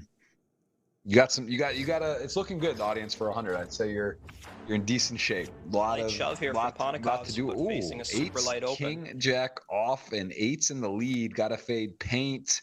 Queen, well, other than that paint, and he is speeding. He needs help. He needs a Broadway card other than a queen, and that is an 8, just in case. The great 8 gonna knock out his coach, maybe mentor, and your podcast most recent guest on the GTO Lab there is out, the very talented Panikov. Sure, we'll see him again soon as he does take his 6th place in 92,000. Very talented player, and yeah, very interesting mind how he thinks of poker and the game, and you see him doing it live and online at the highest level, and definitely has his name etched in the upper echelon of poker for sure. I think that's safe to say at the moment. He's playing a very strong brand of poker. Upper echelon of poker, middle to lower echelon of tennis. Is that what you found out in the interview? He's a solid tennis player. It's a lot of the high stakes guys picked it up around COVID, and there's been a lot of tennis competition at the Triton stops. Talking tennis or padel? Padel is very popular tennis. now too. Okay. Yeah, padel's fun, but it just the courts aren't as much at the resorts. I think tennis really plays perfectly for the poker tour. There just seem to be tennis courts everywhere. Yeah. Ace Jack, King 8, Ace Jack got this one locked up if able to get to a showdown, which I don't know if King 8 suited is going to decide to go wild here.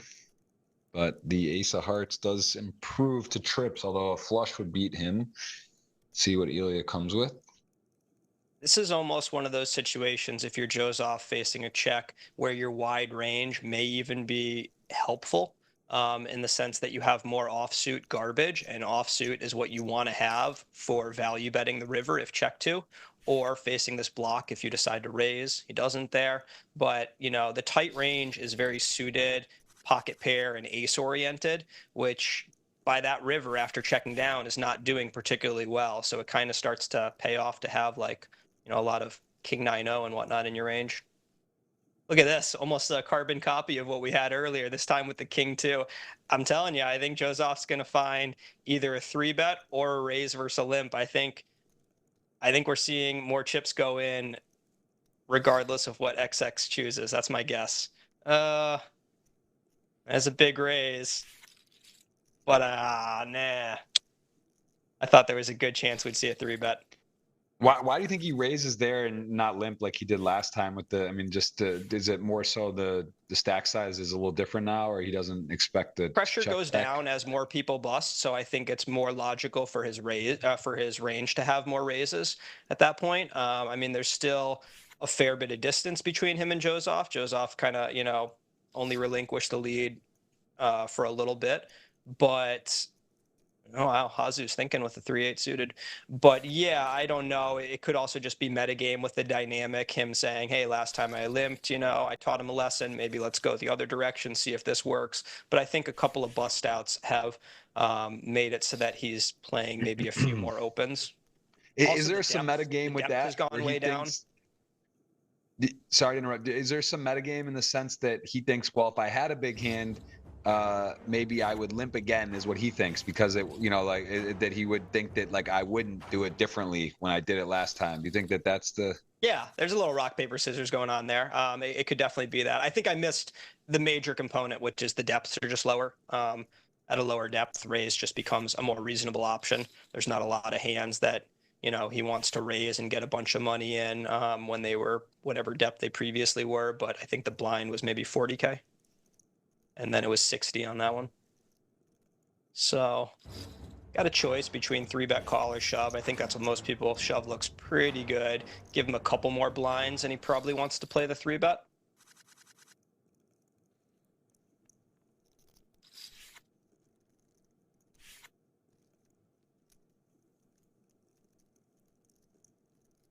See what size ElkY goes for here. Doesn't seem like any option other than 3-bet. I think 30 blinds, you can have some shoves, but queens don't look like one of the hands you want to shove into such a wide range as Michael has here.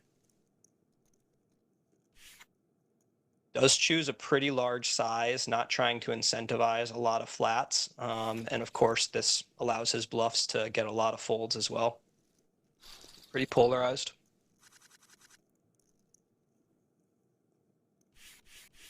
Getting asked if I'm still a West Ham United fan. I do like West Ham. I wouldn't call it a fan. I don't sweat them specifically, but I did go to several games back in like 2006-7. That season, I would go to several times and had a couple of friends playing on the team then. So that was while I was in college, and that was quite fun. Also quite expensive. That was when the pound was 2-1 for the dollar. That was always humbling being a college student and going over there and getting the 2-for-1 reverse was not super fun. But yes, I do love watching soccer, football, how you call it, what part of the world you're in. And I'm a Roma fan. That's my main team now, and of course Miami. I like sweating Miami. They're first. Do you follow along at all? Do you follow any of the updates, or do you kind of know that it's not your main thing? Sport, soccer. You back since 6 years old. You haven't really been in tune. Yeah, I'm out of the loop. Fairly sure some of the European countries are good. I think I've heard South America, perhaps Brazil, is a strong team. Yep. Yeah, they're usually good.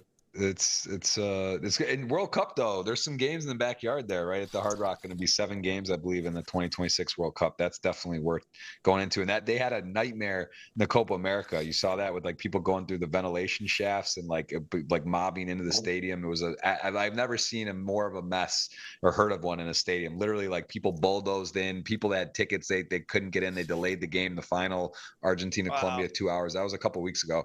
Check out this spot for Reason. This is tough. I mean, Jozef has the kind of bully stack that now, granted, if you're Reason, you don't really expect you're running into like 10s here. He'd probably just shove his 10s. So yeah, great fold. I can't say that I would have made that fold. I think I might have just pumped it in, taking my chances, but probably a low suited ace or a pocket pair is a better shoving option.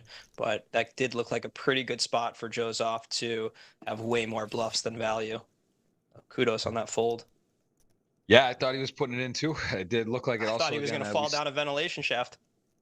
Yeah, that was if you want to see some crazy footage, that was really out there, and it was alarming because it's in the U.S. and they are hosting World Cup events, and sort of realizing the security wasn't up to snuff and they weren't prepared for the passion. I mean, we live in South Florida. We just kept bridges collapse, apartment buildings, like infrastructure's crumbling. I don't know if we're a first world country anymore.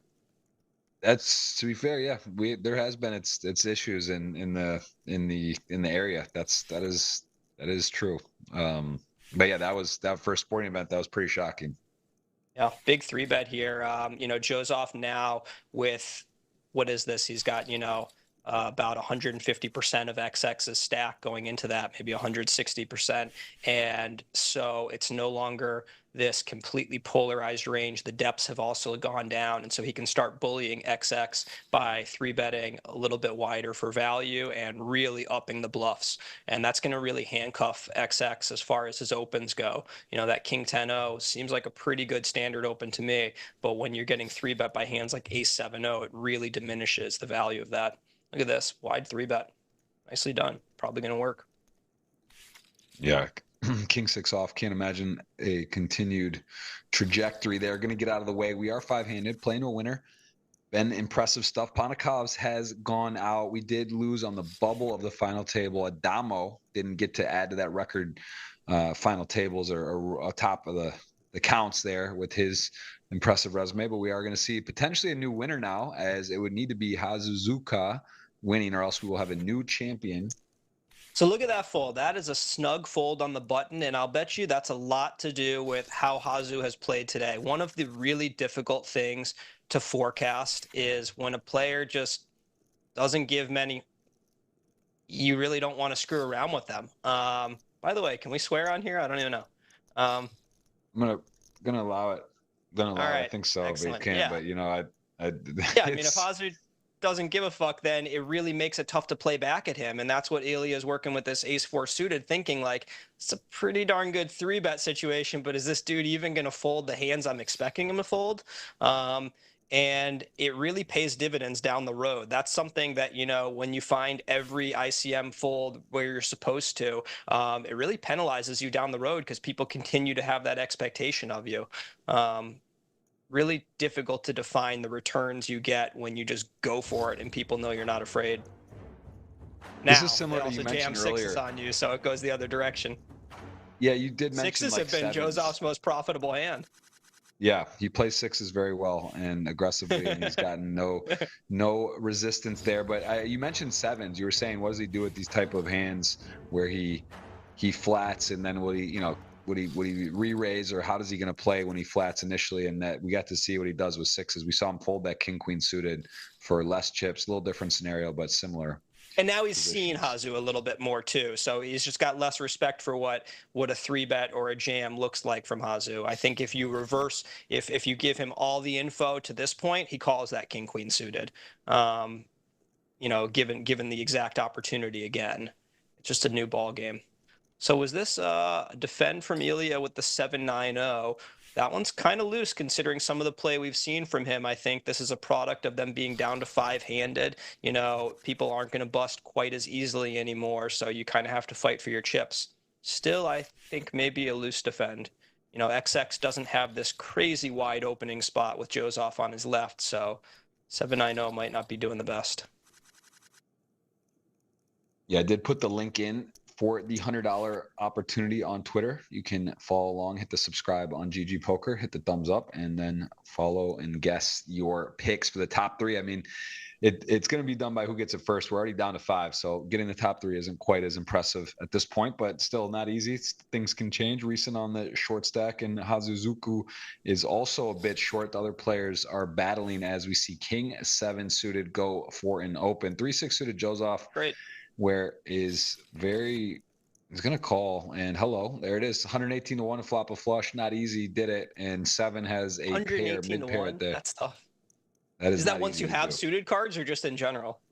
That is once if you're suited, if you have a suited hand, I believe that's the chances of it Wow. flopping. Yeah. I would have never guessed. I might be a blessed person. I didn't feel like I flopped a flush 1 out of 120. You think you flop more often? I would have thought so. 1 in 120 felt low, but I have no idea. I'm terrible with those things.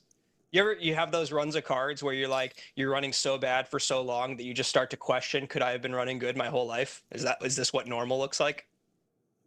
That's of course, yeah. There's Yeah. stretches of all kinds of considerations and thoughts and craze and definitely. And that's a good question. I'm gonna maybe someone at home can double check that. I love that stat, the 118 to 1 to flop a flush. I believe that means when you have it. I'm trying to think otherwise. It would be if that would just mean randomly if like you get a dealt 2 cards and 100. That would Oh be the wow, other option, but I have no idea. I just, like I said, my out of intuition was that I flop a flush a little more than that when I have suited cards, but I don't know. I'm like never really give that thought.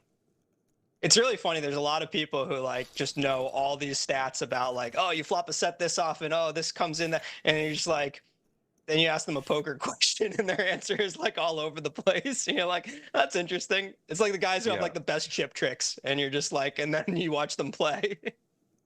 Yeah. As starting, what's do you know your opening range charts, like your basic ones off this? But yeah, no, I'm pretty sure it's if you get dealt suited hand, that's your odds. That's Okay, how it works. But we're gonna gotcha. have All to. right, We that need makes to. We sense. need. Hey, this is part of learning. We gotta grow, and we gotta be. I can't say with 100% certainty. I'm pretty certain that is. It's This is similar the if you get a chat's pair to flop a responsibility. set, right? If you get a pair, that's the odds to flop a set. It's like 8.5 to 1 or something like that. That sounds right. Yeah, I don't think Yeah. anyone would give the odds for just like getting 2 random cards and Right. then flopping. Yeah. So So yeah, I'm pretty sure that the odds are based off of a predetermined set Azu just that. takes every opportunity. He says if Joseph had it, he would have bet. Let's go. Yeah, he's definitely knows that you're supposed to beat the guy on your left, that sort of mentality, and he's been doing that. Joseph having a pretty solid outing, other than I'd say Hazuzuku's giving him a bit of trouble. Yeah, Playing back Hazu at has him. earned every chip he's gotten. This is a close spot for XX again. It's that Joseph button intimidating presence. But he's going after the short stack recent here. I don't know that I would open this combo. I think I probably would have wanted an ace or a king for my light opens. just to limit those 3-bets coming from Joseph, limit the shoves coming from Reese. And, you know, it would have been a real tragedy for XX to fold to a shove pre, and I think it would have been really close.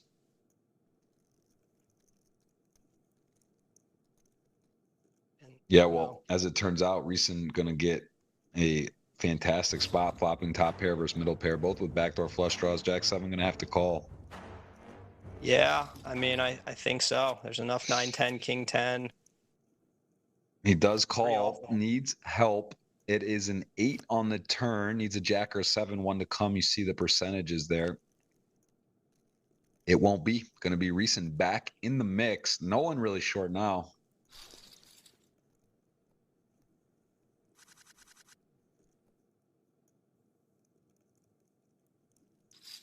And a million chips. Reese back in the game, 5-handed here. King 10, the taxi cab opens it up. ElkY with the big blind defend. Will he do it? Does. 3-6 suited, flops into the lead. King 10. Where does that come from? I never heard the taxi cab. It's a Houston thing, man. That's a Houston hand. Any Houstonians out there will know. They say that because that's like they go to Vegas. If you play King 10, you go on a plane, you come back in a taxi. That's the reference. This is like TJ Cloutier walking back to Texas. He might be the one they were referencing. I don't know. I think it's TJ Cloutier. It might be Doyle, but I thought it was Cloutier. Calls ace queen walking back to Texas. Nothing good. You just bust. Sounds like some nit shit to me, but you know. Well, that Negreanu is back in like 03 or 4 or 5, something like that. I saw one of those side final tables. He did an interview and he was saying that 2.7 million or 2.7 hands. He's lost 2.7 million with ace queen, and that stood out with me for a long time. But it is a difficult hand to play. I mean, you feel like when you're playing big pots, you're kind of generally you can you hit the ace. It's tricky, right? It's just one of those it's the same hands, jacks, ace, queen. Like people have it, they're kind of hard because they're good hands, but they get you in some sticky situations. And also you have you're geared towards remembering more hands you lose or bad situations. But that's okay. There, right? We play poker for sticky situations. We don't play it for the boring slam dunk spots. You don't just want to have aces and sets and flushes. You want to be in there making some moves, putting some pressure on. Yeah, that's what it's about. And Joseph is having a nice final table. I mean, things are going well for him at the moment. He is at a 5-handed, extended his lead by a decent bit. I think he started with 4.8. So, he's chipped up his stack by about 50%. Players have dropped out 8-5. I mean, he's kind of got it going how it should in his mind, right? And doubles. Yeah, he's made a lot of really good decisions. He's had a lot of close spots. He benefited greatly from ElkY folding that close combo of those pocket sevens.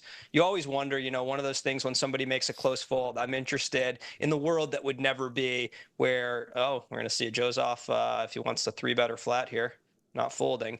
But, if Michael could see ElkY's hand and he has pocket sevens, does he fire that? I think he doesn't. I think, he's looking to get a lot of those ace highs to fold, but it's interesting. Maybe he would tell us that he knows ElkY to be a big overfolder in situations like that. And maybe he would fire even, he put him on something like sevens. XX has another really close decision here between calling or re-raise. Is Joseph going to have, it was for a shove.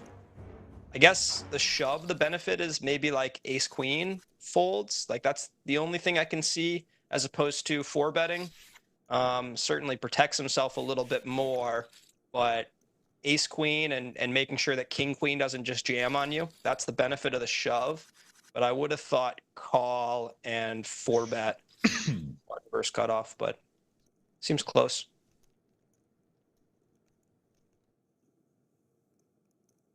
Queens gets a real hand here now. King 6 suited. Dodges it. Yeah, King 6 suited was a pretty appealing looking bluff. I might have stabbed that. We saw that in the main event final table, and I think Ben CB was also referencing some King 6 suited. That's sort of a interesting, more popularized bluff hand at the moment, and it does pass. He's been so aggressive too. I think he kind of is alert that, hey, I should probably come to the party with something to give for the moment, because I'm gonna get at some point looked up here. Well, I mean, Michael gave him a spanking a little while ago. I can't remember what Hazu had for a bluff combo, but Joseph had enough, and it cost Hazu somewhere around 400K. So the jig is up. Hazu's probably aware that a lot of his hands have shown up on stream now. It's a nice bluff there from Joseph. Very polarized range to 3-bet against the shorty there. It's the snap fold from reason. I mean, that value range is super thin, so that's interesting spot. Have you heard that old adage, the open light 3-bet tight or open tight 3-bet light that's a good way to play? Yeah, I can see that. Hazu's got a nice spot to shove. I'm interested between the shove and open for Reason here, working with, what was this? Did he start with over? Yeah, he had 10 bigs, hijack. I would have guessed shove, but again, I'm thinking with a big blind ante, I can't imagine folding this. You know, with how many short stack opens he's made too, his credibility has just fallen and fallen. This seems like a really tough fold to make. And your opponent could have some low suited ace. He could rip a suited 10 on you potentially. Certainly has the low pocket pairs. Good fold there. He's just had a tough time with that short stack.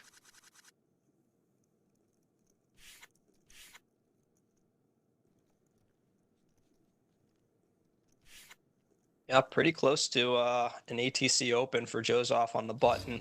Reason, though, just doesn't have enough pressure on him to not defend wide. I think if you flip the stacks and put a more ICM conscious player in Hazu's shoes, Joseph has a crazy wide open.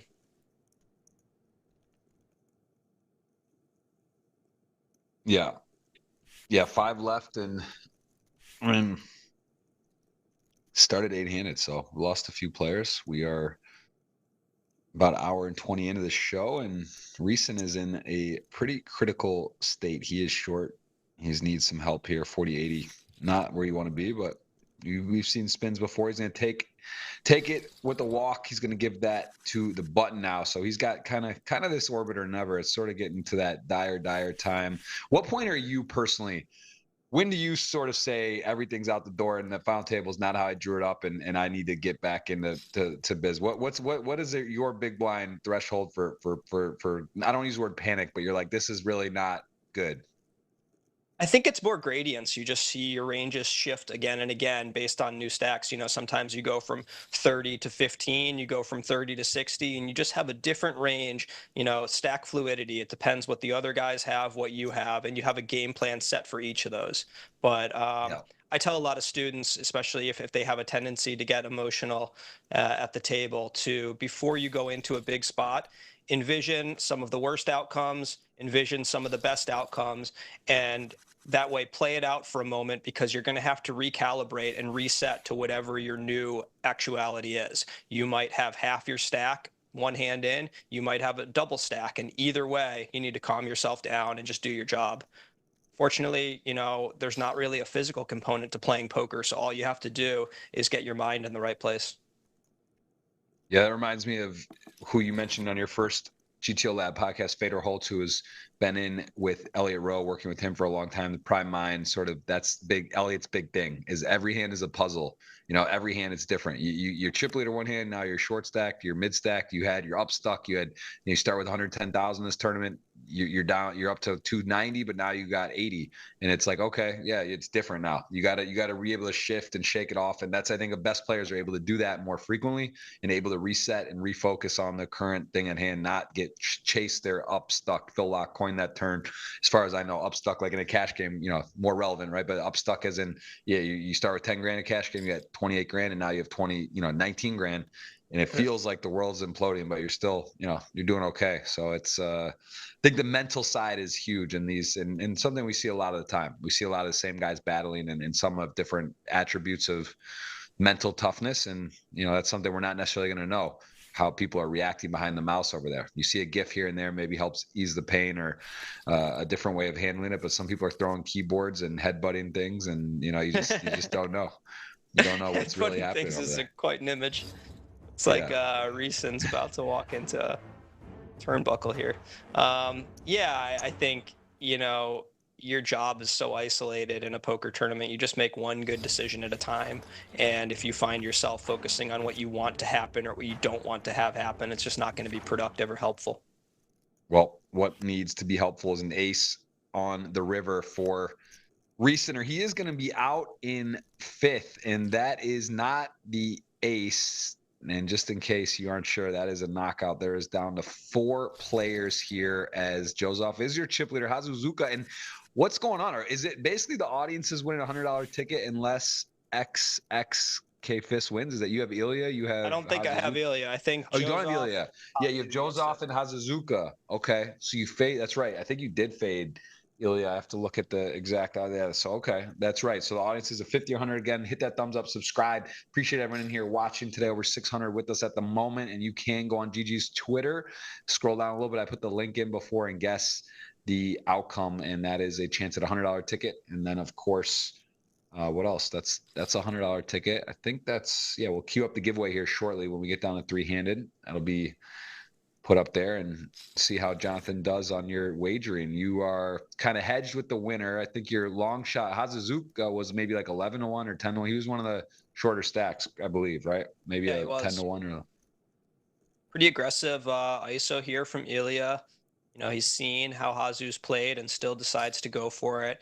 Borderline spot for Hazuzuka, whether or not to call that ISO. You know, we don't expect ElkY is using as wide a range as you might play for chips. He's still got some ICM concerns. And Queen I know feels pretty close when you're talking about a reduced ante, but I think that hand was well played both ways.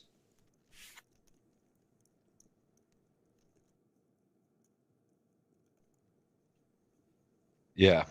Yeah, it's interesting how valuable it is to be chip leader in a final table, and also with the seat assignment. What percent value would you award to that? Do you think that players in this tournament? I know you're not playing a lot online and or much at all in a GG, and especially because you're focused on live. But with that seat assignment selection process, do you think people are really maybe pushing the envelope a little bit to try to get that chip lead down the stretch, or do you not want to? I mean, there's a little value in it. I think it's the kind of thing that some people are probably assigning a small chip value to the difference between second and first going to the final table, and others would if they thought about it, but just kind of forget in the moment. It's just not something that's natural since it doesn't come up often. But that being said, it just, you would have to be close in chips to them, and it has to be like right around the time that you're going to the final table to even give it consideration. It would surprise me if it's happened more than a handful of times where someone has truly let it impact a decision and it's moved them 1 pip in one direction or another. But I'm sure it's come up. Yeah, because at that point you're down to 10 or 9, 11, whatever. At that point, and you realize there's a lot of money up top. If you're in second or third, you're really going to risk or try to put it on the line to leapfrog a spot. But there's ways to do it without going all in, of course. I mean, you could put it like 3-bet in, or maybe there's it's just rarely there's going to be a situation where the difference between decision A and decision B makes me the new chip leader going to the final table. So it's not really that there's much assurances. But seems definitely valuable if you are on top of it. And this is a pretty polarized size. We see Joseph going really large, putting XX in a spot where he knows there's a lot of bluffs and the value is very thin, and I've got an ace. Do I ever just click it on him? Wow, big sizing. Does Joseph in a way induce by going big? Like it looks bluffy, or is that just standard with this? You would expect him with his bluffs, all his sizing is going to be across the board there. That's a good question. Whether he, I think he does have to have a linear size from the small blind. He doesn't want to play too many flats, even with the chip lead. I guess he does, but when Hazu is ripping ace-3 suited behind you, I don't know how many flats he does want to play. So I'll bet you Michael has 2 sizes there, and he chose the polar size. The first hand to arrive at the big size is ace-king-o. You're happy to get folds, and you're happy to get exactly what happened there. And that time, the 4-bet very costly for XX. They've had a couple of huge separation now. I mean, what is he, 4x second, and they're basically tied, ElkY XS, and then you got Hazuzuku is Suga, I should say. Suga, he is just behind there. I mean, this is 9 million chip chips. Dispersion is so good for Joseph right now. These guys are all equal, so he just has these max pressure spots. You're going to see some shoving coming in from the cutoff and the button for Joseph, because these guys just have to call so snug.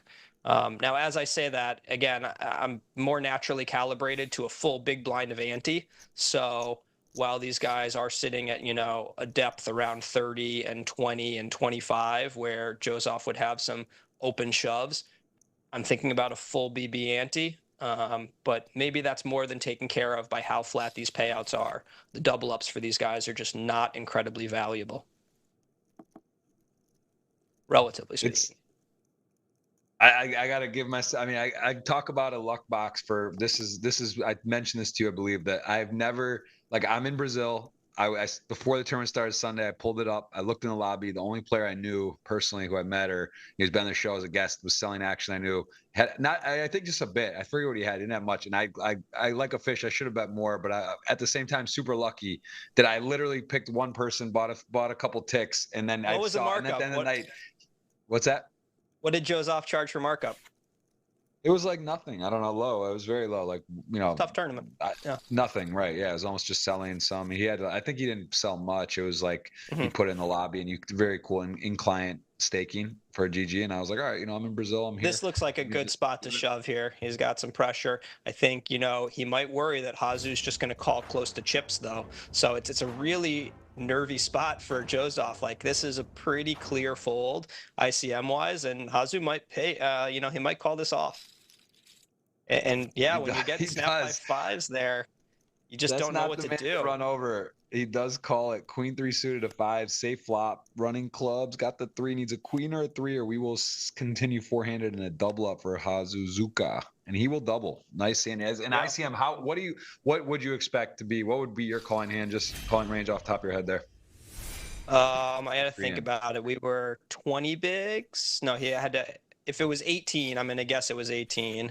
Guess we'll watch this hand and then I'll try to come up with it. Pocket pair, though, I think I would have said sevens.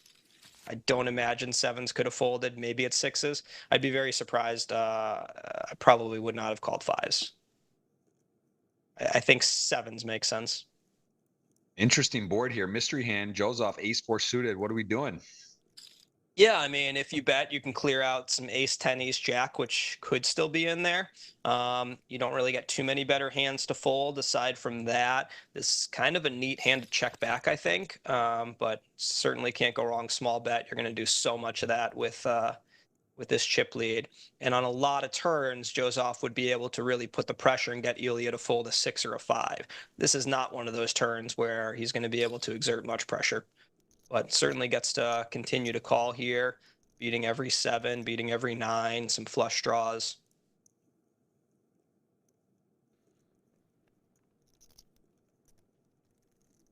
ElkY can play 2 types of donks there. All right, so we've got an interesting spot. I think ElkY is going to feel compelled to give up with a lot of his bluffs here, knowing that, Joseph bet this flop where he's going to have some checkbacks. He still has so many really good hands considering how wide he's opening. Joseph's going to beat every bluff with a check. He's got a tough spot facing a bet. This is that, that meta game in ICM. How much is ElkY going to underbluff? Really tough spot for Joseph. He's got like 9, 10, or 7x for bluff. I mean, he's got the hearts block, which isn't good, right? That's like the ace of hearts is not too relevant. I think ElkY is not bluffing ace high hearts here. So the 4 of hearts blocks a couple of heart draws. It's definitely not the best bluff catcher Michael's holding, but it's debatably better than like red 10s.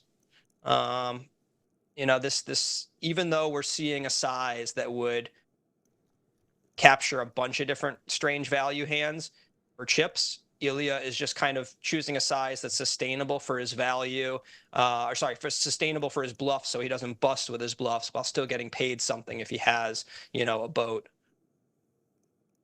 Seems pretty unlikely he has a 5 with the size of his turn donk, but does call queen. Look at that. Nice great call. Great call. Wow. And especially against ElkY, who has played a pretty solid game. His game type is more solid overall, but again, shows you being solid doesn't mean you can't bluff and find spots here. King 8 suited going to shove King Jack off for the knockout potentially here with the best hand.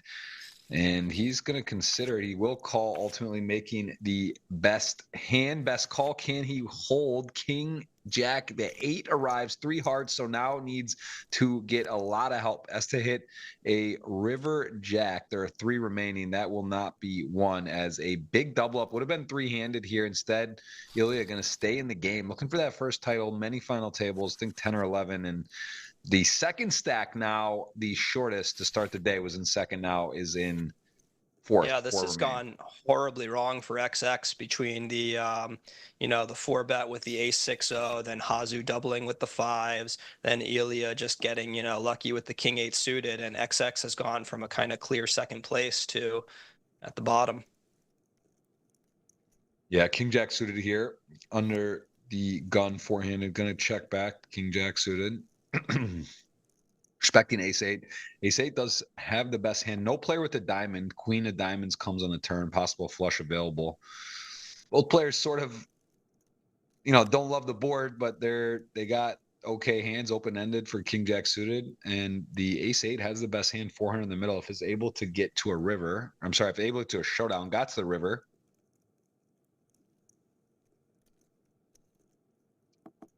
Thinking what to do, checks it back, and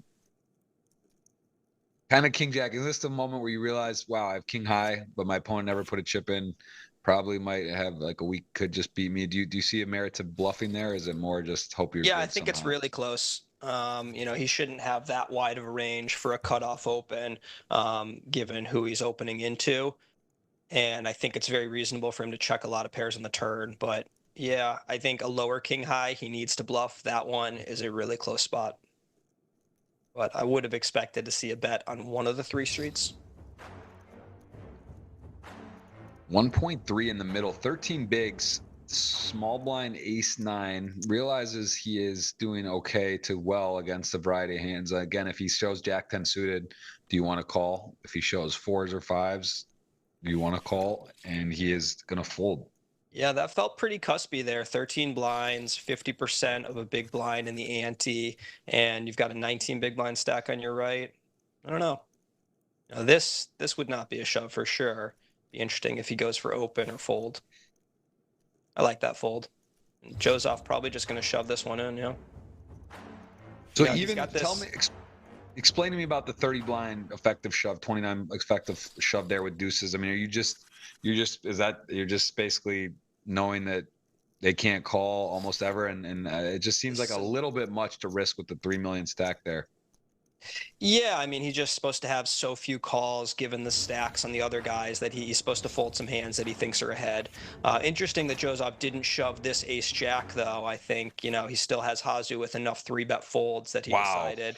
Wow, ace-jack to 4 spades the turn, has to fade the world. He does so on the turn. Can ElkY get back in here with the get there and a hold? And does. ElkY was out house to semi-penthouse. He's sitting nice. That is a huge moment, huge swing there. 2 critical hands, and tournament poker, there is some luck involved. He's just out king-8 to king-jack, 4th. Instead, he's now in healthy 2nd with a big swing of events. If you're an ElkY fan, maybe put in a wager on him in the in-app betting. He is back in the mix, and Joseph still chip leader, but a little bit of adversity now. Has got a little bit of a setback. Not much, though. He was... Fight fold there. You saw ElkY fold, Jack-7 suited on the button into a 13 big blind stack, and then the chip leader. It's a respect for, the leverage Joseph has on him. We saw him open Jack-7 suited. I can't remember, was it cutoff or hijack into the shorty recent.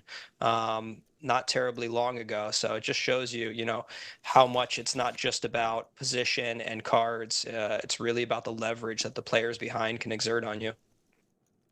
Absolutely. And Ryan asking, is this a special tournament? Because the payouts are a little bigger than usual. I'd say this is close to on par. Maybe you've seen it a little lower recently during the World Series during summertime. And I think that is, generally pretty healthy GGMillion payouts. This is sort of right in line. I think it's about right. 146 total entries, but also, you've got 2 guys at this table, Joseph and Ponikovs, who, I'm sure we're not playing through the summer and back at it. Yeah, Lena, right? Lena got in there. Nicholas Osted, who got 3rd for 4 million. He was here as well playing, didn't make the final table, but he played. And I think a lot of people are back from Vegas, although some people may want a little break because it was literally just right now. But hey, never miss a Sunday. You know, this is the final table from Sunday that pauses.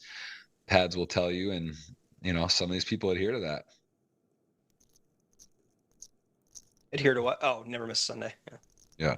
Although it's Tuesday, this is again pauses from Sunday, and we will be back next week as well. Very special episode and special guests. We're gonna have a lot of fun. Again, Jonathan been on here 4 times. He does do coaching. You can reach out to him, follow on the socials, and he has the GTO Lab podcast with the top tier No socials. players only. No socials, but GTO Lab. You can follow GTO Lab. Yep. GTO Lab YouTube channel. I don't know how you just go to GTO Lab. Or GTOLab.com. I know we have the link there. Yeah, I dropped it in earlier. I'll put that in one more time. You guys can go ahead and give a follow. And are you enjoying the podcast? I know I asked you this a while ago when we spoke, but now it's been a little more. I mean, what's your plan with it? Are you just kind of rolling with it? Do you have a certain episodes in mind, weekly? What's your sort of schedule as we see the ace jack shove on 9-5 suited? How close, but I think we're seeing a fold there. Close spot.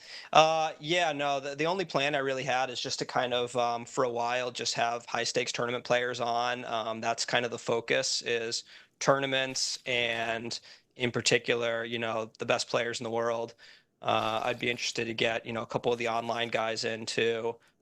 Been mulling over different guests, but yeah, a lot of the guys who play the Tritons, that kind of thing, and have them dissect some hands, talk, you know, get to know them a little bit as people, because I've really enjoyed getting to know those people. It is fun. It's safe to say, even people you play with, right, that you know from Triton or whatever, it's kind of when you do an hour, 2 hours with someone, getting to talk, ask questions, and just sort of put it in the podcast domain.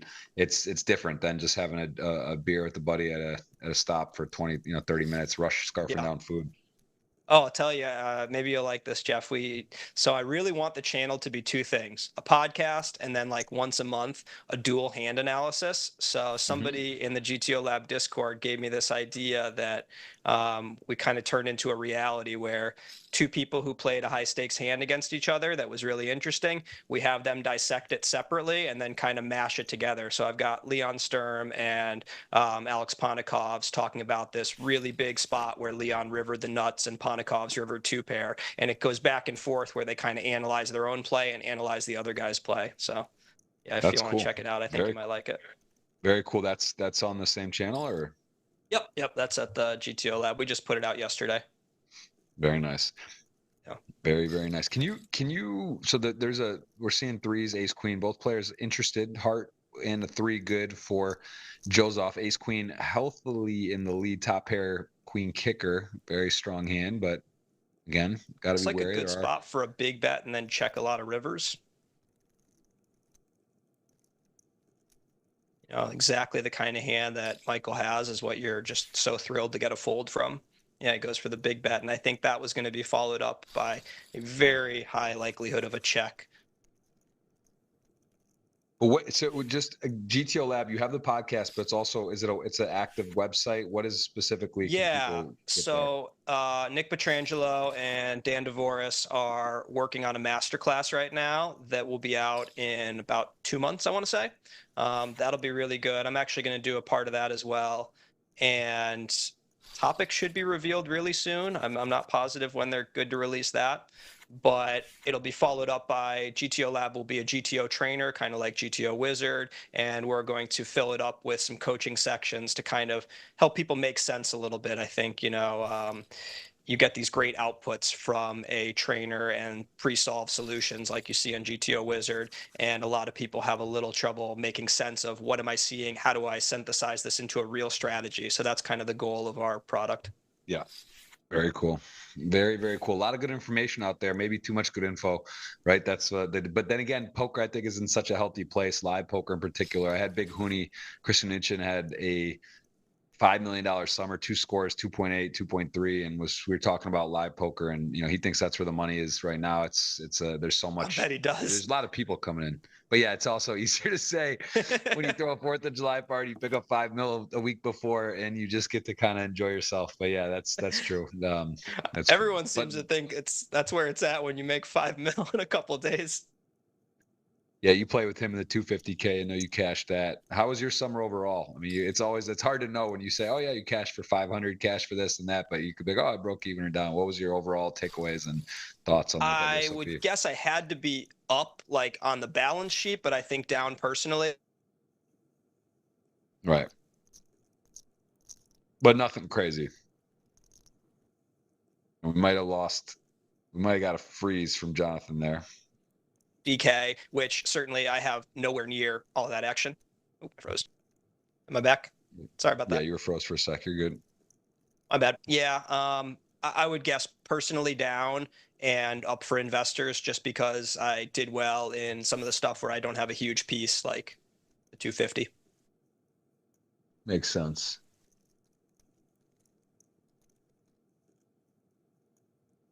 This is one of those spots where if you're Joseph, you really hate who you have on your left because you have all this pressure to exert, but you just don't know how much respect Hazu has, and you could be facing a lot of playback. Does fold the king too, which is a hand that you can imagine some options. Pretty cool candidate for 3-bet.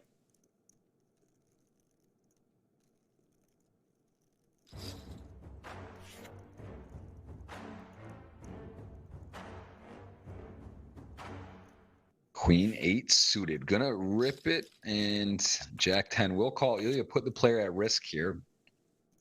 Slightly behind, needs help. The Queen 8 suited looking nice. 2 diamonds.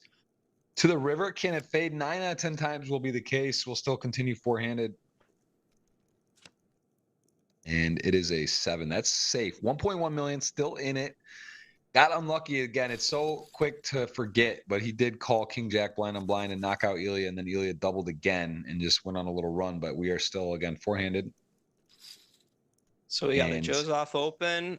Hazu almost certainly going for a 3-bet. He's found all the aggressive 3-bets. I can't imagine he just shoves this for 24 bigs. But, you know, he's not far off. Something like 9s, I could see just ripping it in.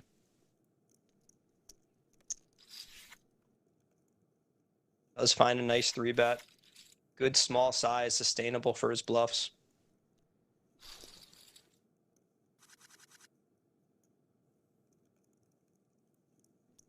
Tier 1, ace king suited. We've not seen a lot of big hands today. There's a couple of final tables recently. It's been aces getting handed out. Like almost everyone got them once today. Have we seen? I don't think we've seen kings. We saw kings get shredded by ace 6 suited. We haven't seen a lot of premiums today. Tough timing.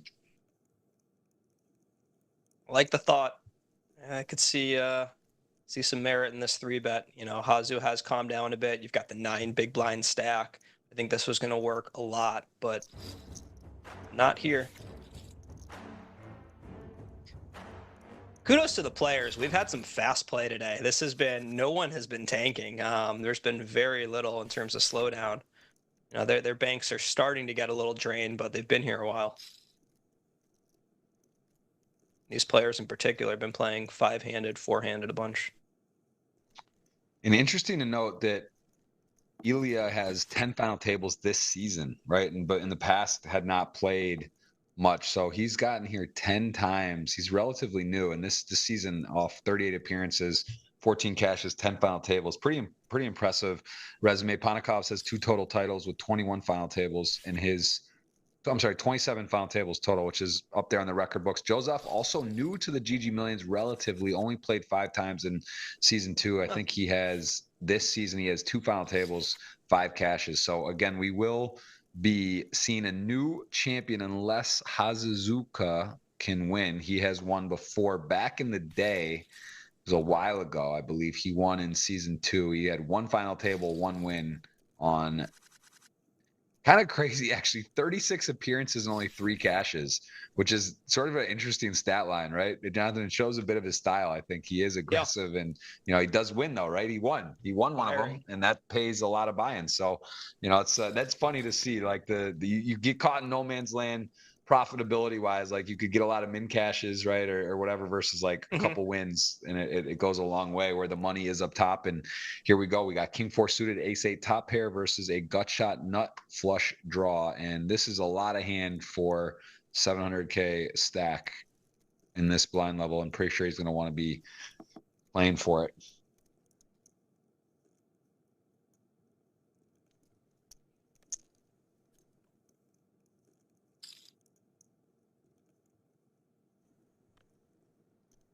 Yeah, it'd be interesting if he goes for call, check raise, or shove. And see all three. You know, Joseph still has a very wide range. Goes for the check raise. It's a nice play. I don't know what's optimal here, but it's just cool to see somebody check raising off of 7 big blinds on a flop that's not really theirs.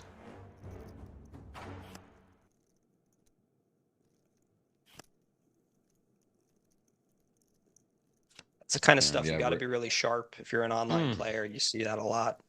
Gets the spade, makes the nut flush, board paired on the turn, didn't get the turn he wanted, river delivered, and this is now four-handed. And you know, Joseph was up to 8 or kind of cruising, and a little adversity, a little setback, 5.5, sort of just ahead of ElkY and Hazuzuka, who is in the absolute mix, not running away with it. Joseph actually started with 4.8, right? So it's really not just kind of slightly above where he started the day. Sure. It's been tough lately. Light open from Hazu there. You know, a lot of the benefit of opening a hand like 4s is barreling it off on a board like this. And when you start with the check, which, I don't know, you could see it both ways, but the value of that open is greatly diminished. You've got a guy with leverage on the button. Granted, at this point, he might have seen ElkY kind of wimp out with the ace-4 suited against his 10s. But you've got Joseph in the big blind covering you still relatively significantly. And I mean, right there is what we see an example of where those 4s really shrink. You know, that's a pot that totally should have been Hazu's, and Joseph takes it away with 4-5-0. So, you know, that combined with the fact that you're going to get 3-bet by a lot of ace X, king X. I don't know about that open. Well, I'll tell you what, ElkY's been here 10 times and has not gotten the magic result. Let's see if after that spiked 8 could parlay it into a nice score. At the moment, he's sitting in second, and he has got a path ahead of him to win. This is definitely not over right now, though. Wide open. Yeah. The 4 remaining players. Things have tightened up, as we mentioned. I don't think Joseph knows what to do against Hazu. He says, this guy doesn't really respect my chip lead, but what does that mean? Like, he's not going to really respect my limp a ton either. I can't just kind of, you know, reverse the dynamic. I am the guy with leverage, but it's very tough to exert yourself on someone who's going to continue calling. Pretty standard, as if it's play for chips. I mean, he did fold the king 2 in the big blind for whatever that's worth, but that was probably a normal chips fold as well. You know, in this case, Joseph has found enough of a piece to kind of check. But it's really difficult when you're saying, wait, I get to barrel against you. What are you doing? You're not supposed to call this light. And then you kind of have to readjust and decide how much are you going to just fall into. Wow. What's that size? 1.3. It's okay. I couldn't see if that was a 1.3 and a 1.1. So just absolutely going for it. You know, and this is this kind of goes hand in hand with what we saw in an earlier spot where Joseph checked and he barreled the queen 10. He says, if this guy has something, he's going to bet, which is not probably entirely true. I think Mike has some, you know, ace low that's going to check here, and maybe he sets the occasional bear trap with a huge hand like pocket 6s. But Joseph recognizes that. He's saying, wait a minute, maybe he's seen this queen 10 at some point, and he just sees that his check is, representing so much weakness. And how many hands does Hazu want to bet this big with? Would he do a 1-pair ace this large? How big would his kicker need to be if he did that? Really, really tough spot. Wow. Let's go, Joseph. Right, man. Awesome, this is the, awesome shove. That's the hand of the day. Just stuffed it. Just absolutely put it on the line, basically. 100%. 100%. That is the stream impacting the game. Michael doesn't see the queen 10. I don't think he finds that shove. That's a heroic, awesome shove he made there. But I can't imagine without having seen some of Hazu's cards, you muscle up and rip that hand. I don't think there's really any properties about that hand that make it particularly good. Just an awesome, you know, job of taking the data he's, you know, gotten to this point and making a very exploitative action on a guy who's trying to exploit you. And we've seen, you know, a couple times now, Hazu's strategy has done really well. And then when it burns you super hard. Wow.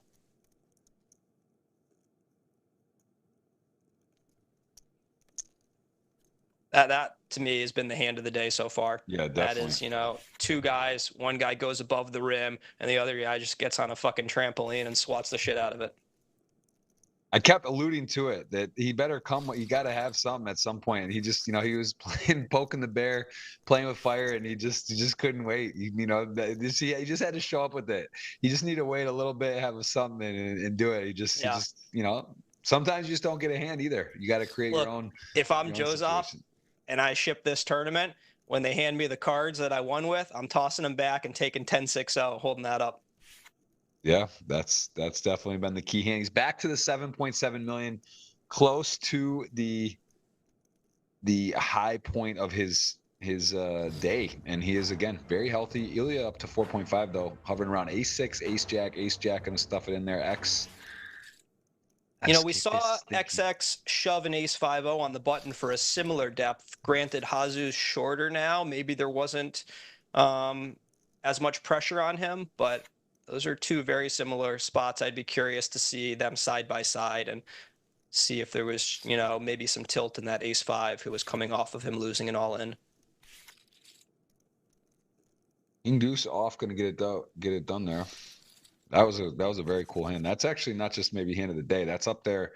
That's going to be up there in considerations for hand of the month, hand of the GGMillions. Not ever, but that was definitely like not normal, right? That was a step above, going above and beyond the reasonability of what is asked to win a tournament, and he showed us that he is willing to go for it. 8.2 million now, big blind.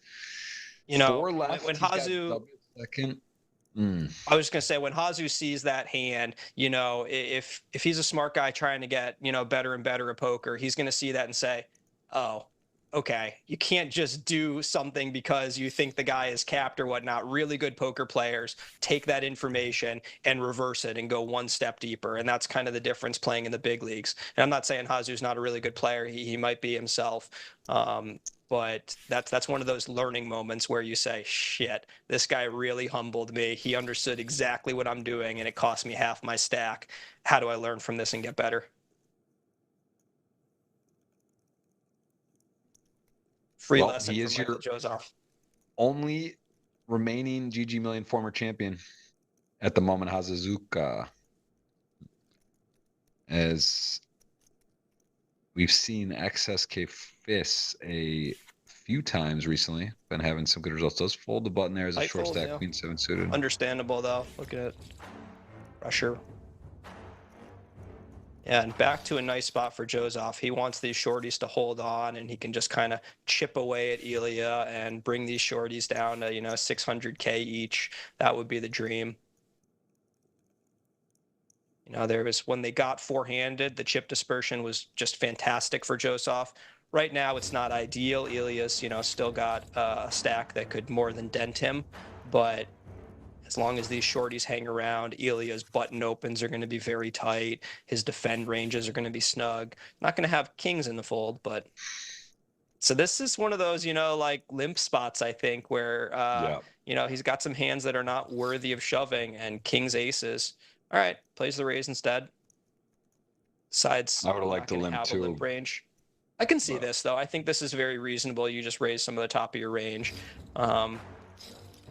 Yeah, he gets his man anyway. King's to king 7. You really can't get much better of a spot. Just needs the 7, all its flashing. Runner. That's what you want to see. He's got the diamond runner covered there, and that is it. Going to be down to 3. Podium has been arrived. If you have put your guesses in on the GGPoker Twitter, that will be available. It's going to be a $50 or $100 ticket, as we said. Joseph or Hazuzuka win, it's 100. If ElkY wins, it's 50. ElkY, though, a competitor, 5 million in chips right now, and that is still time for that. I'll put the winner, announce it here shortly, as we are gonna finish it out. 3-handed. Can Michael get it done? He had Panakov's as coach at the table, who he is again. Joseph has been playing impressive stuff, some great results live from the WSOP this summer, 50 and 100K, cashing those events. I believe final table to 100, maybe 9th, but he's playing a great brand of poker as he is gonna limp in, and the 9 deuce is a upstairs. Check the temperature. Let's see. King 7, one of those sort of,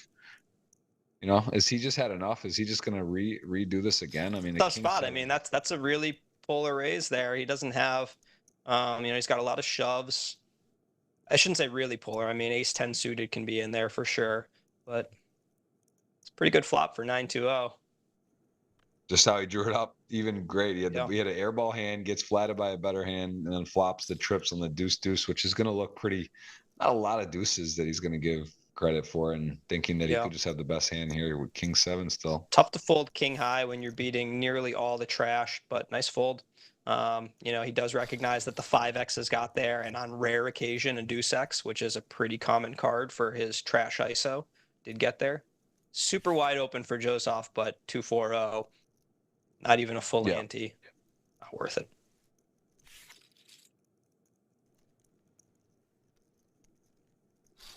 Three-handed podium has been delivered. 193,000 locked up. Big jump still though. 54,000 roughly, and then they'll play for additionally another 70K. So a lot to play for. A lot of the money here, as we mentioned. Ace 9 suited 7s, all real hands here. Broadway king 10, ace 9 suited, pocket 7s. Looks like a great flat. I think you're not excited about getting in against Hazu's 4-bet shove range here. And you've got very good playability. I would have thought a nice hand to call there. Joseph's got an interesting decision here. Cold for this or fold. Pretty reasonable fold. And yeah, I mean, in that case, 3-bet does a lot better work than the flat, but probably would have flatted that one.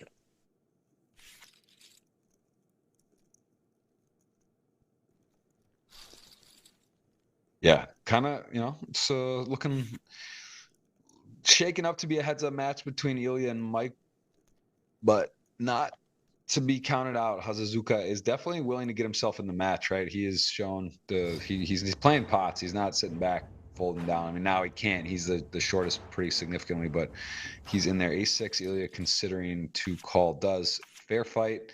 Same hand, just 2 flush draws versus 1 ace 6 suited. Is got the 2 club board there. Needs a, what's that? 64. Yeah, so he 4 clubs. Yeah, a club or not. That's going to be chop.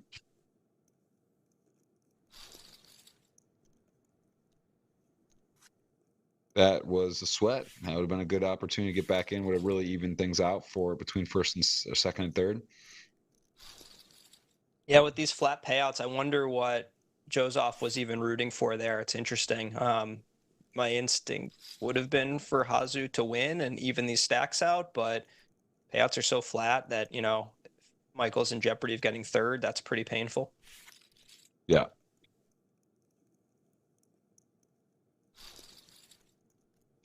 Yeah, got himself plenty of a lead. King 4-0 folding on the button there. That's interesting.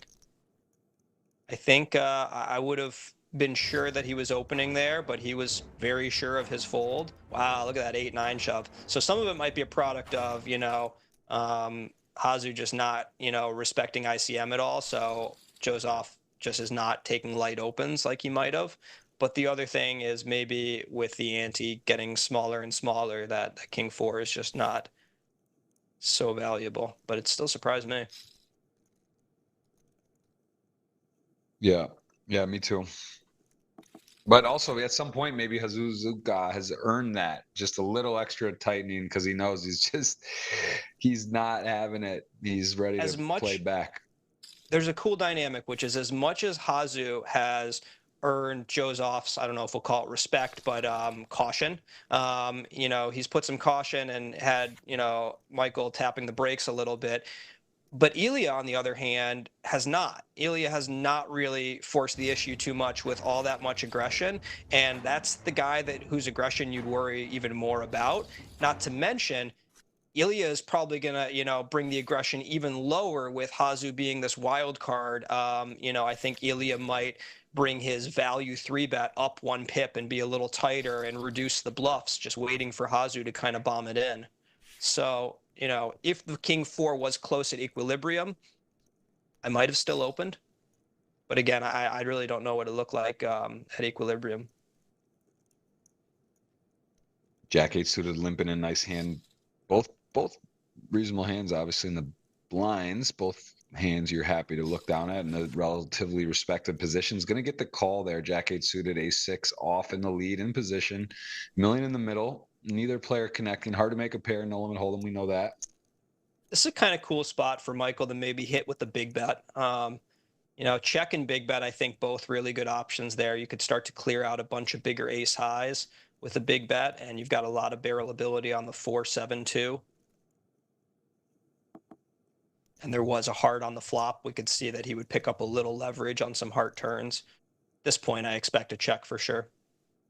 Just seems like doesn't do enough work. I guess you still do got a couple of bigger ace highs to consider folding. So much for my prediction.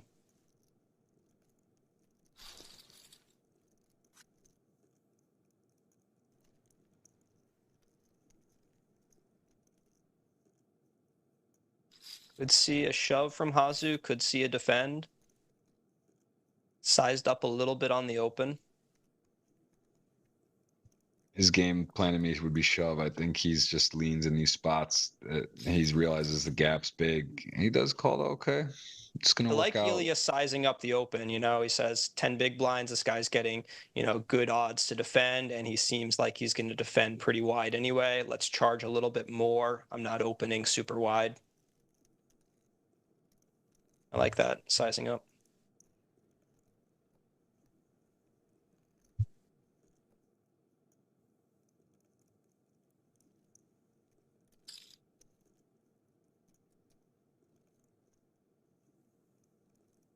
Could see check raise and just call it off. Could even see a shove and could see call. Seems really close all the way around. Well, I was wrong before. I think he will shove now, though. But I think that I thought he would shove pre on that open. He's going to raise, not shove. And ace 10.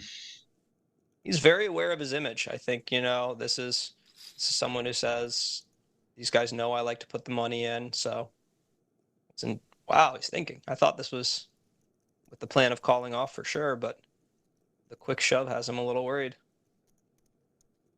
Huh. Does call it off, does need a lot of help. Ace 10 significantly ahead here. Needs a king at the moment and still needs a king. 3 outs, 1 to come, or we will be heads up. It is a... That'll do it 10. Too. Oh my goodness. Yeah, didn't have the chop outs in there. We'll still continue 3-handed. Not enough. Suzuka, the only remaining champion in the GGMillion, still holding on to that possibility of a second-time winner. And Joe's off king 8 suited, not folding that one. Does pump up the button here as we are 3-handed remaining. Appreciate you guys. Appreciate you in the chat. Appreciate everyone tuning in, and appreciate everyone taking part in the giveaway. And Jaffe's got a sweat for your 100 today. If you are going to be profitable or not, it's close. I guess chip-wise looks good. I mean, at the moment, Joseph and Hazuzuka are your chip-wise. You got like 10 mil to 5. So that would be the audience to get 100.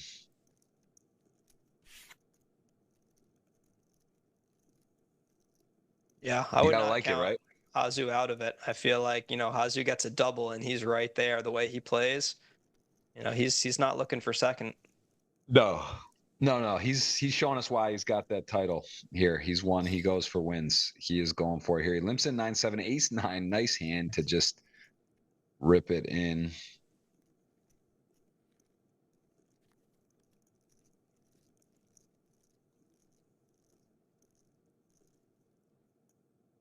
Is he thinking to raise not all in, or just that the status shallow enough? Yeah, I guess. Yeah, I think, you know, he's seeing I can be a little bit more balanced, get some bluffs in there with my raise. If I raise a little bit more linear, this guy might spaz and rip in one of his really weak hands, and I'm doing well against them.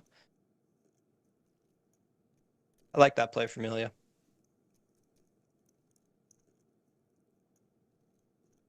When you have a raise like that and you don't just rip it with, you know, all of your value up to like aces and kings or whatever, then you get to inject some of these garbage hands that can bluff and give them a real chance to win the pot without a flop. Yeah, 9-10 off fold button. Queen 10 small blind does call. A little surprised no shove there. No, 9-10 off, or is it just not quite enough hand? I mean, I don't think it's enough hand, but I was thinking we'd probably see a shove. Seems close. You know, again, that ante is not a full big blind. That's making a good bit of difference. And this could be a very big hand for ElkY. When I look at that 8 of clubs offsuit 6, I see real 3-barrel potential. Not the turn that would invite as many 3-barrels here. I think, you know, yeah. the 7, even the 9, the 5, those are turns more so in a club where you could see 3-barrels. This is probably a lot of checking. Yeah. Yeah, it's interesting how that works out, right? The 5 on the turn here versus the river. It would have been potentially different, but as stands, Queen 10. It's got the 2 pair, pretty comfortable, feeling nice and I like comfy. Joseph's line, really. You know, I think a good one to start, one of your lightest barrel ops, and then the turn. Nope, wasn't what I was looking for. He called the big bet. We're done. And ElkY has this interesting spot where probably puts Mike on a lot of Jack X. I think Joseph, you know, has a fair number of Jack low with a club taking this kind of line. I'm surprised. Was that a really big bet? 910? Is that 910,000? I would have bet pretty small there because ElkY doesn't have many bluffs after check calling the flop there. I think you're mostly just trying to get Jack low to call you.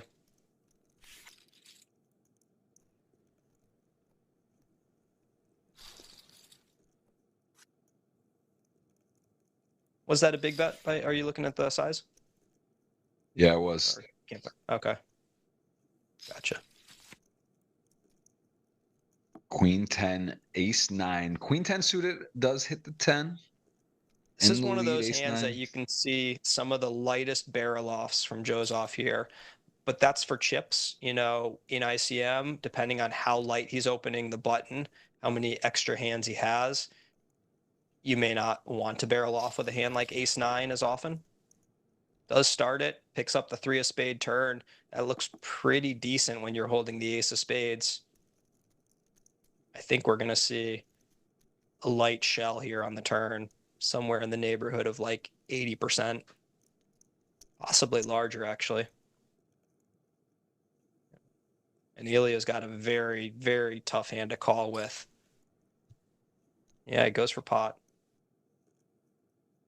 I like that play a lot, and I think this is one of those you're just done if you're ElkY so often because this hand doesn't want to find itself calling any rivers. You have 10x of spades, king x of spades at the top of your non-2 pair hands, and then you've got all your king x ahead of a hand like queen 10. Wow, nice play again. Joseph at the 9 million mark now, I believe, is peak for the day and a good time to have it 3-handed. And Hazuzuka is under $1 million. So again, 9 million to 6 million total chips in play. Joseph hard. He was chipping. He's really, honestly, has he gone wire to wire? I'm trying to, maybe for a moment there was a hand with X fists, right, where he got second, where he had lost a pot, but it wasn't long. He's been pretty much in control this entire match. Yep. Pretty much in control, although ElkY is not far behind. Still in striking distance. Hazuzuka needs a lot of help. Ace 6, ace jack. Deuce comes into play. 4 would be quite the card. Ace jack is comfortably ahead, but the river Nice little is value bet on the flop from ElkY. That's one of the things, you know, when it goes limp check, the SPR is high enough that he's not in such danger zone of getting put all in by the river that he can go for some light value like that ace jack bet on the flop. Had he raised pre-flop, you might have seen more checks on this flop, both because Michael's range is stronger, but also because he's in jeopardy of finding himself all in by the river, which is very problematic. I thought very well played by ElkY there. Just a nice bet on the flop that a lot of people might check. Here we go.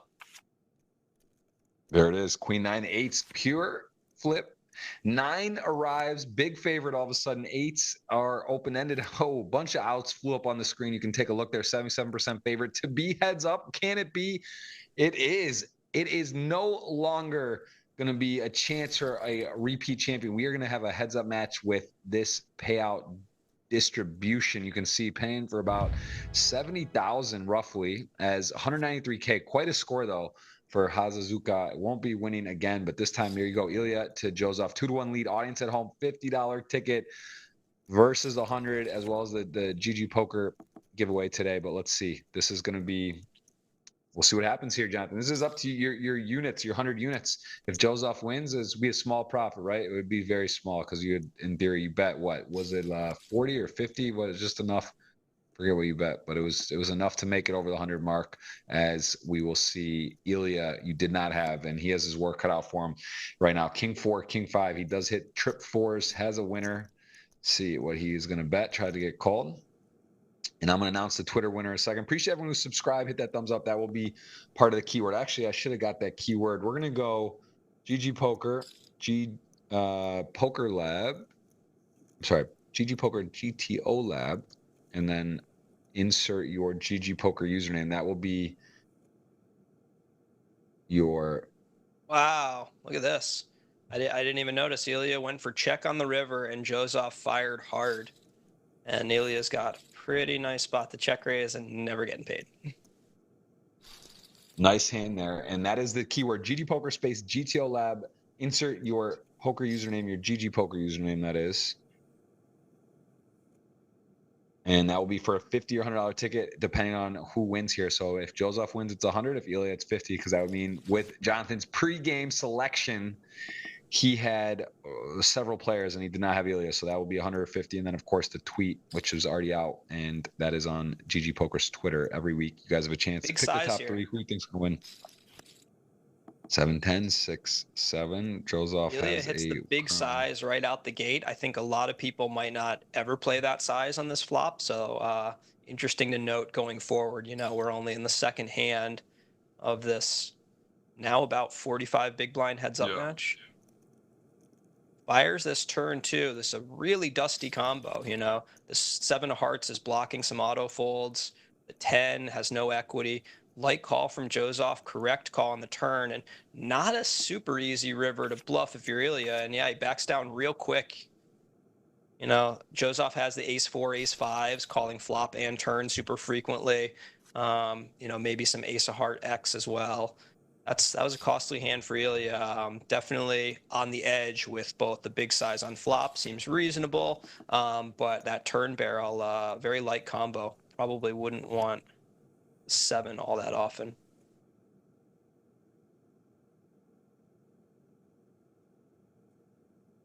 He did shut it down. I love watching, you know, heads up is just an entirely different game. So watching, you know, elite tournament players and how they construct their heads up game, no doubt they've done some amount of practice and study, but you just don't get heads up enough. So even if you are a very studied heads up player and a very, you know, experienced player who's won a bunch of tournaments, you haven't put in 1% as much time in heads up as you have the rest of your poker studies and experience. So nobody should be near the level of sharpness that they are in the rest of their game at heads up, which makes it really fun. It's kind of a throwback. You get to see a lot of various strategies and different exploits as people try and size each other up. Yeah, I want to say congrats to Miguel Medina. That is Mickey M007 on Twitter for that $100 ticket. Guessed the correct final 3 and was the first to do it. That is the winner. That will be available next week again. And now we have one giveaway remaining today, $50 or $100 ticket in this heads up match. That is what you were typing in the chat. GG Poker space GTO Lab space your GG Poker username. Must be subscribed. Must hit that thumbs up. And you know, you may as well go check out GTO Lab while you're at it. Give Jonathan a little hello on his podcast channel there, as Jack for the Robbie is in the building. ElkY, man, I don't know. This is a tough task. This is a new champion. We have a new champion today. Will be crowned. Almost 2-1 lead for Joseph. And heads up, I think I've asked you this before, Jonathan, but what is in a player? Let's just say these both players are very, very strong players. What, like, skill wise, like it's pretty tight, like the gap, right? Like to be able to, and heads up just in general, to play with at these stack depths, there's not like a huge advantage generally, even a really good player versus like a pretty good player. Sure. Oh, wow. Quite a turn. Yeah, I'll tackle that in just a moment. This hand is pretty interesting. Got C-bet call. certainly Ilya doesn't have ace king, and when we're holding a 9 as Michael, you don't worry about king 9 much. Nice check. That's a tight spot there. Certainly Ilya has a couple of flushes still check calling the flop, and this is a very interesting spot. Ilya goes again the way he did his king 4. He goes for check raise, saying, you know what, I think Joseph probably has a lot of trip jacks. That makes a lot of sense, relatively speaking, and garbage. Let's induce some bluffs, get some value bets, and then check raise this hand. Ilya has a huge mix of hands like 10x with a club, 6x with a club that would check raise bluff here. So Michael's going to have a really tough time folding. I'm paying off if I'm Joseph against most check raise. Went for kind of a smaller size among check raise. I think that's pretty reasonable. I could go bigger. And Joseph's got a really good calling hand here. I think Ilya's doing a lot of betting with his Jack X on the river. I like that call as Joseph. Incorrect in this moment, but I think that's a nice hand to be calling with. That 9, I think, is better than a lot of your queen low. A lot of bluffing opportunities for Ilya there.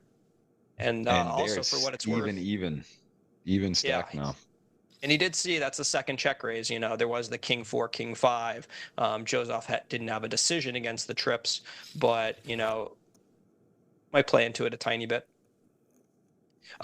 You were asking me about edges heads up. Yeah, they're not massive. That said, the difference between, say, being 55% favorite versus 51% favorite, it's a lot of dollars. When you think about, what an extra 4% of winning is, you take the difference between first and second, multiply by 0.04, and that's really big. That adds up. Right. For the biggest tournaments you play on the year, you don't get heads up all that often, and the difference between first and second makes a very big difference. It's similar to getting a value bet at 70% of the pot versus 60, right? It adds up over if you do that enough, or these small. It seems like not big percentages, but over a lot of sample or where it lies, it does add up. All these things add up, and that is a pretty big edge. So true. And heads up, and it's hard to say now. It is hard to say when you're playing evaluating. It's similar, just like someone might be great at 9 max or 8 max tournaments and not as good at 6 max. The heads up is it's a completely different format, and one that you mentioned you don't get to play as much. And so it's kind of hard. I would argue it's a bigger move than from, let's say, deep stack cash to live tournaments or to online tournaments, whatever. The difference between heads up and 3-handed, it's a huge move. It's not like the move from 6-handed to 5-handed. Yeah. Queen 8, Jack King. The Jack 8 did arrive, does take the lead all of a sudden for the first time in a long time. Joseph not in the driver's seat, 9 million to 6 million. So, just shows you just a one pot, one check raise, one river, one turn card, ace king to Jack 8 off, and all of a sudden you're dead even, and now you got 1.5 to 1 lead for Ilya as he is looking for his first title, 10 final tables. It's a lot. Joseph, several final tables, came in as chip leader. Yeah. Was the favorite. Ilya was in. This is a good one to talk about here. So deuce 4, when you're playing, say, button versus big blind, lots of c-bet. Ilya instantly regretting his choice to c-bet here with a hand that's a very natural check back on a board where you actually check a lot more heads up than you do in a lot of other setups. So I'd be curious, how familiar Ilya is with c-betting frequencies heads up. It's not to say that he can never c-bet that king 6, but it looked like a pretty intuitive check back for a lot of heads up players. You're not really getting much value from your opponent. You're certainly not folding them off a better hand, and your barrel ability as a bluff is very low. And he kind of got, punished by Joseph with the check raise. In this case, Michael had it, but, a lot of times would not. This, on the other hand, pretty darn good board for the button, but you still have so much air that you don't want to range bet even these triple broadways. You got to be careful because you're going to find yourself with 6-5-0 and, pretty lost on the turn very frequently. Joseph does get rid of it. Jack 4 off one of the weaker hands, but it is heads up, wide ranges. It is going to be a 80-160 level where we're at the moment. Plenty of play for the title. 70,000 to play between first and second. No deal making on the GGMillion final table. Interesting to note, and they do have the functionality, the capability in other tournaments, but this is pure. There's no deal making. It's just to a winner. Joseph, seeing if you can close out wire to wire. Tight fold there, Jack 10-0. Big 3-bet from the Queen 6-0 and gets it done against a very cuspy hand. Jack 10 sevens. This is a strong holding in heads up sevens. Yeah, we're going to see Jack 10 get a second opportunity to call a 3-bet. I think sixes, you can make the case for maybe flatting, but if you have respect for your opponent, sevens look like a pretty good hand to 3-bet. ElkY giving a little more consideration of the Jack 10. Goes for the peel. This is very problematic for Michael. Great flop for sevens. Yeah, this has got potential GG on the wall. I mean, 7-7 on the 10-10-5, 3-bet pot That's flat. big. Yeah. Yeah, he goes for, what was that, like 36% or something? ElkY can taste the 70K and the championship. 4.7 SPR1 here. Michael.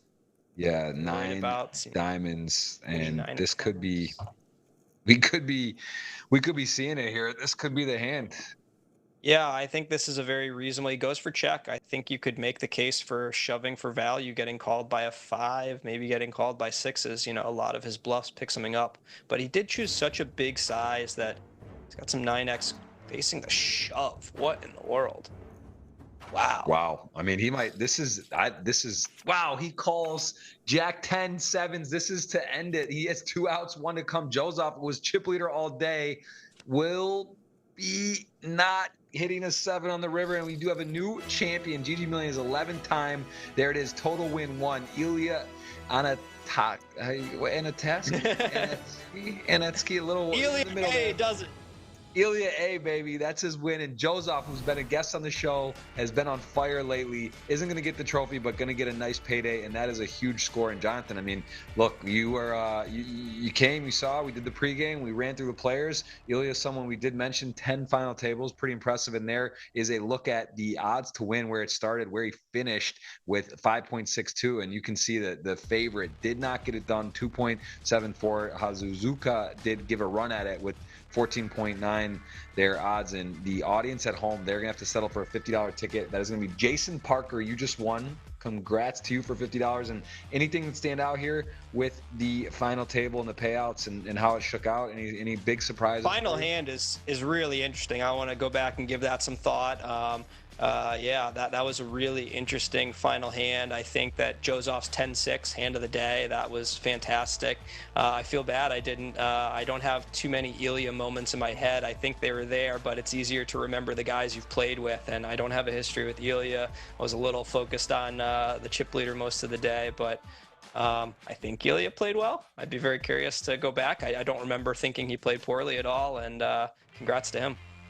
Yeah, it was a fun day. It was very exciting, and again, a lot of big names there today. Got to see the player-coach dynamic. Panakov's going off earlier in the final table. Adamo bubbled, where 2 knockouts leading into the final table, as we had an 8-handed match day. Lost a couple early, as the final table was, I'd say, a pretty good pace. As you mentioned, players were playing fast. We didn't see any shot clocks come into play where the chess clock ran out, so everyone was playing quickly.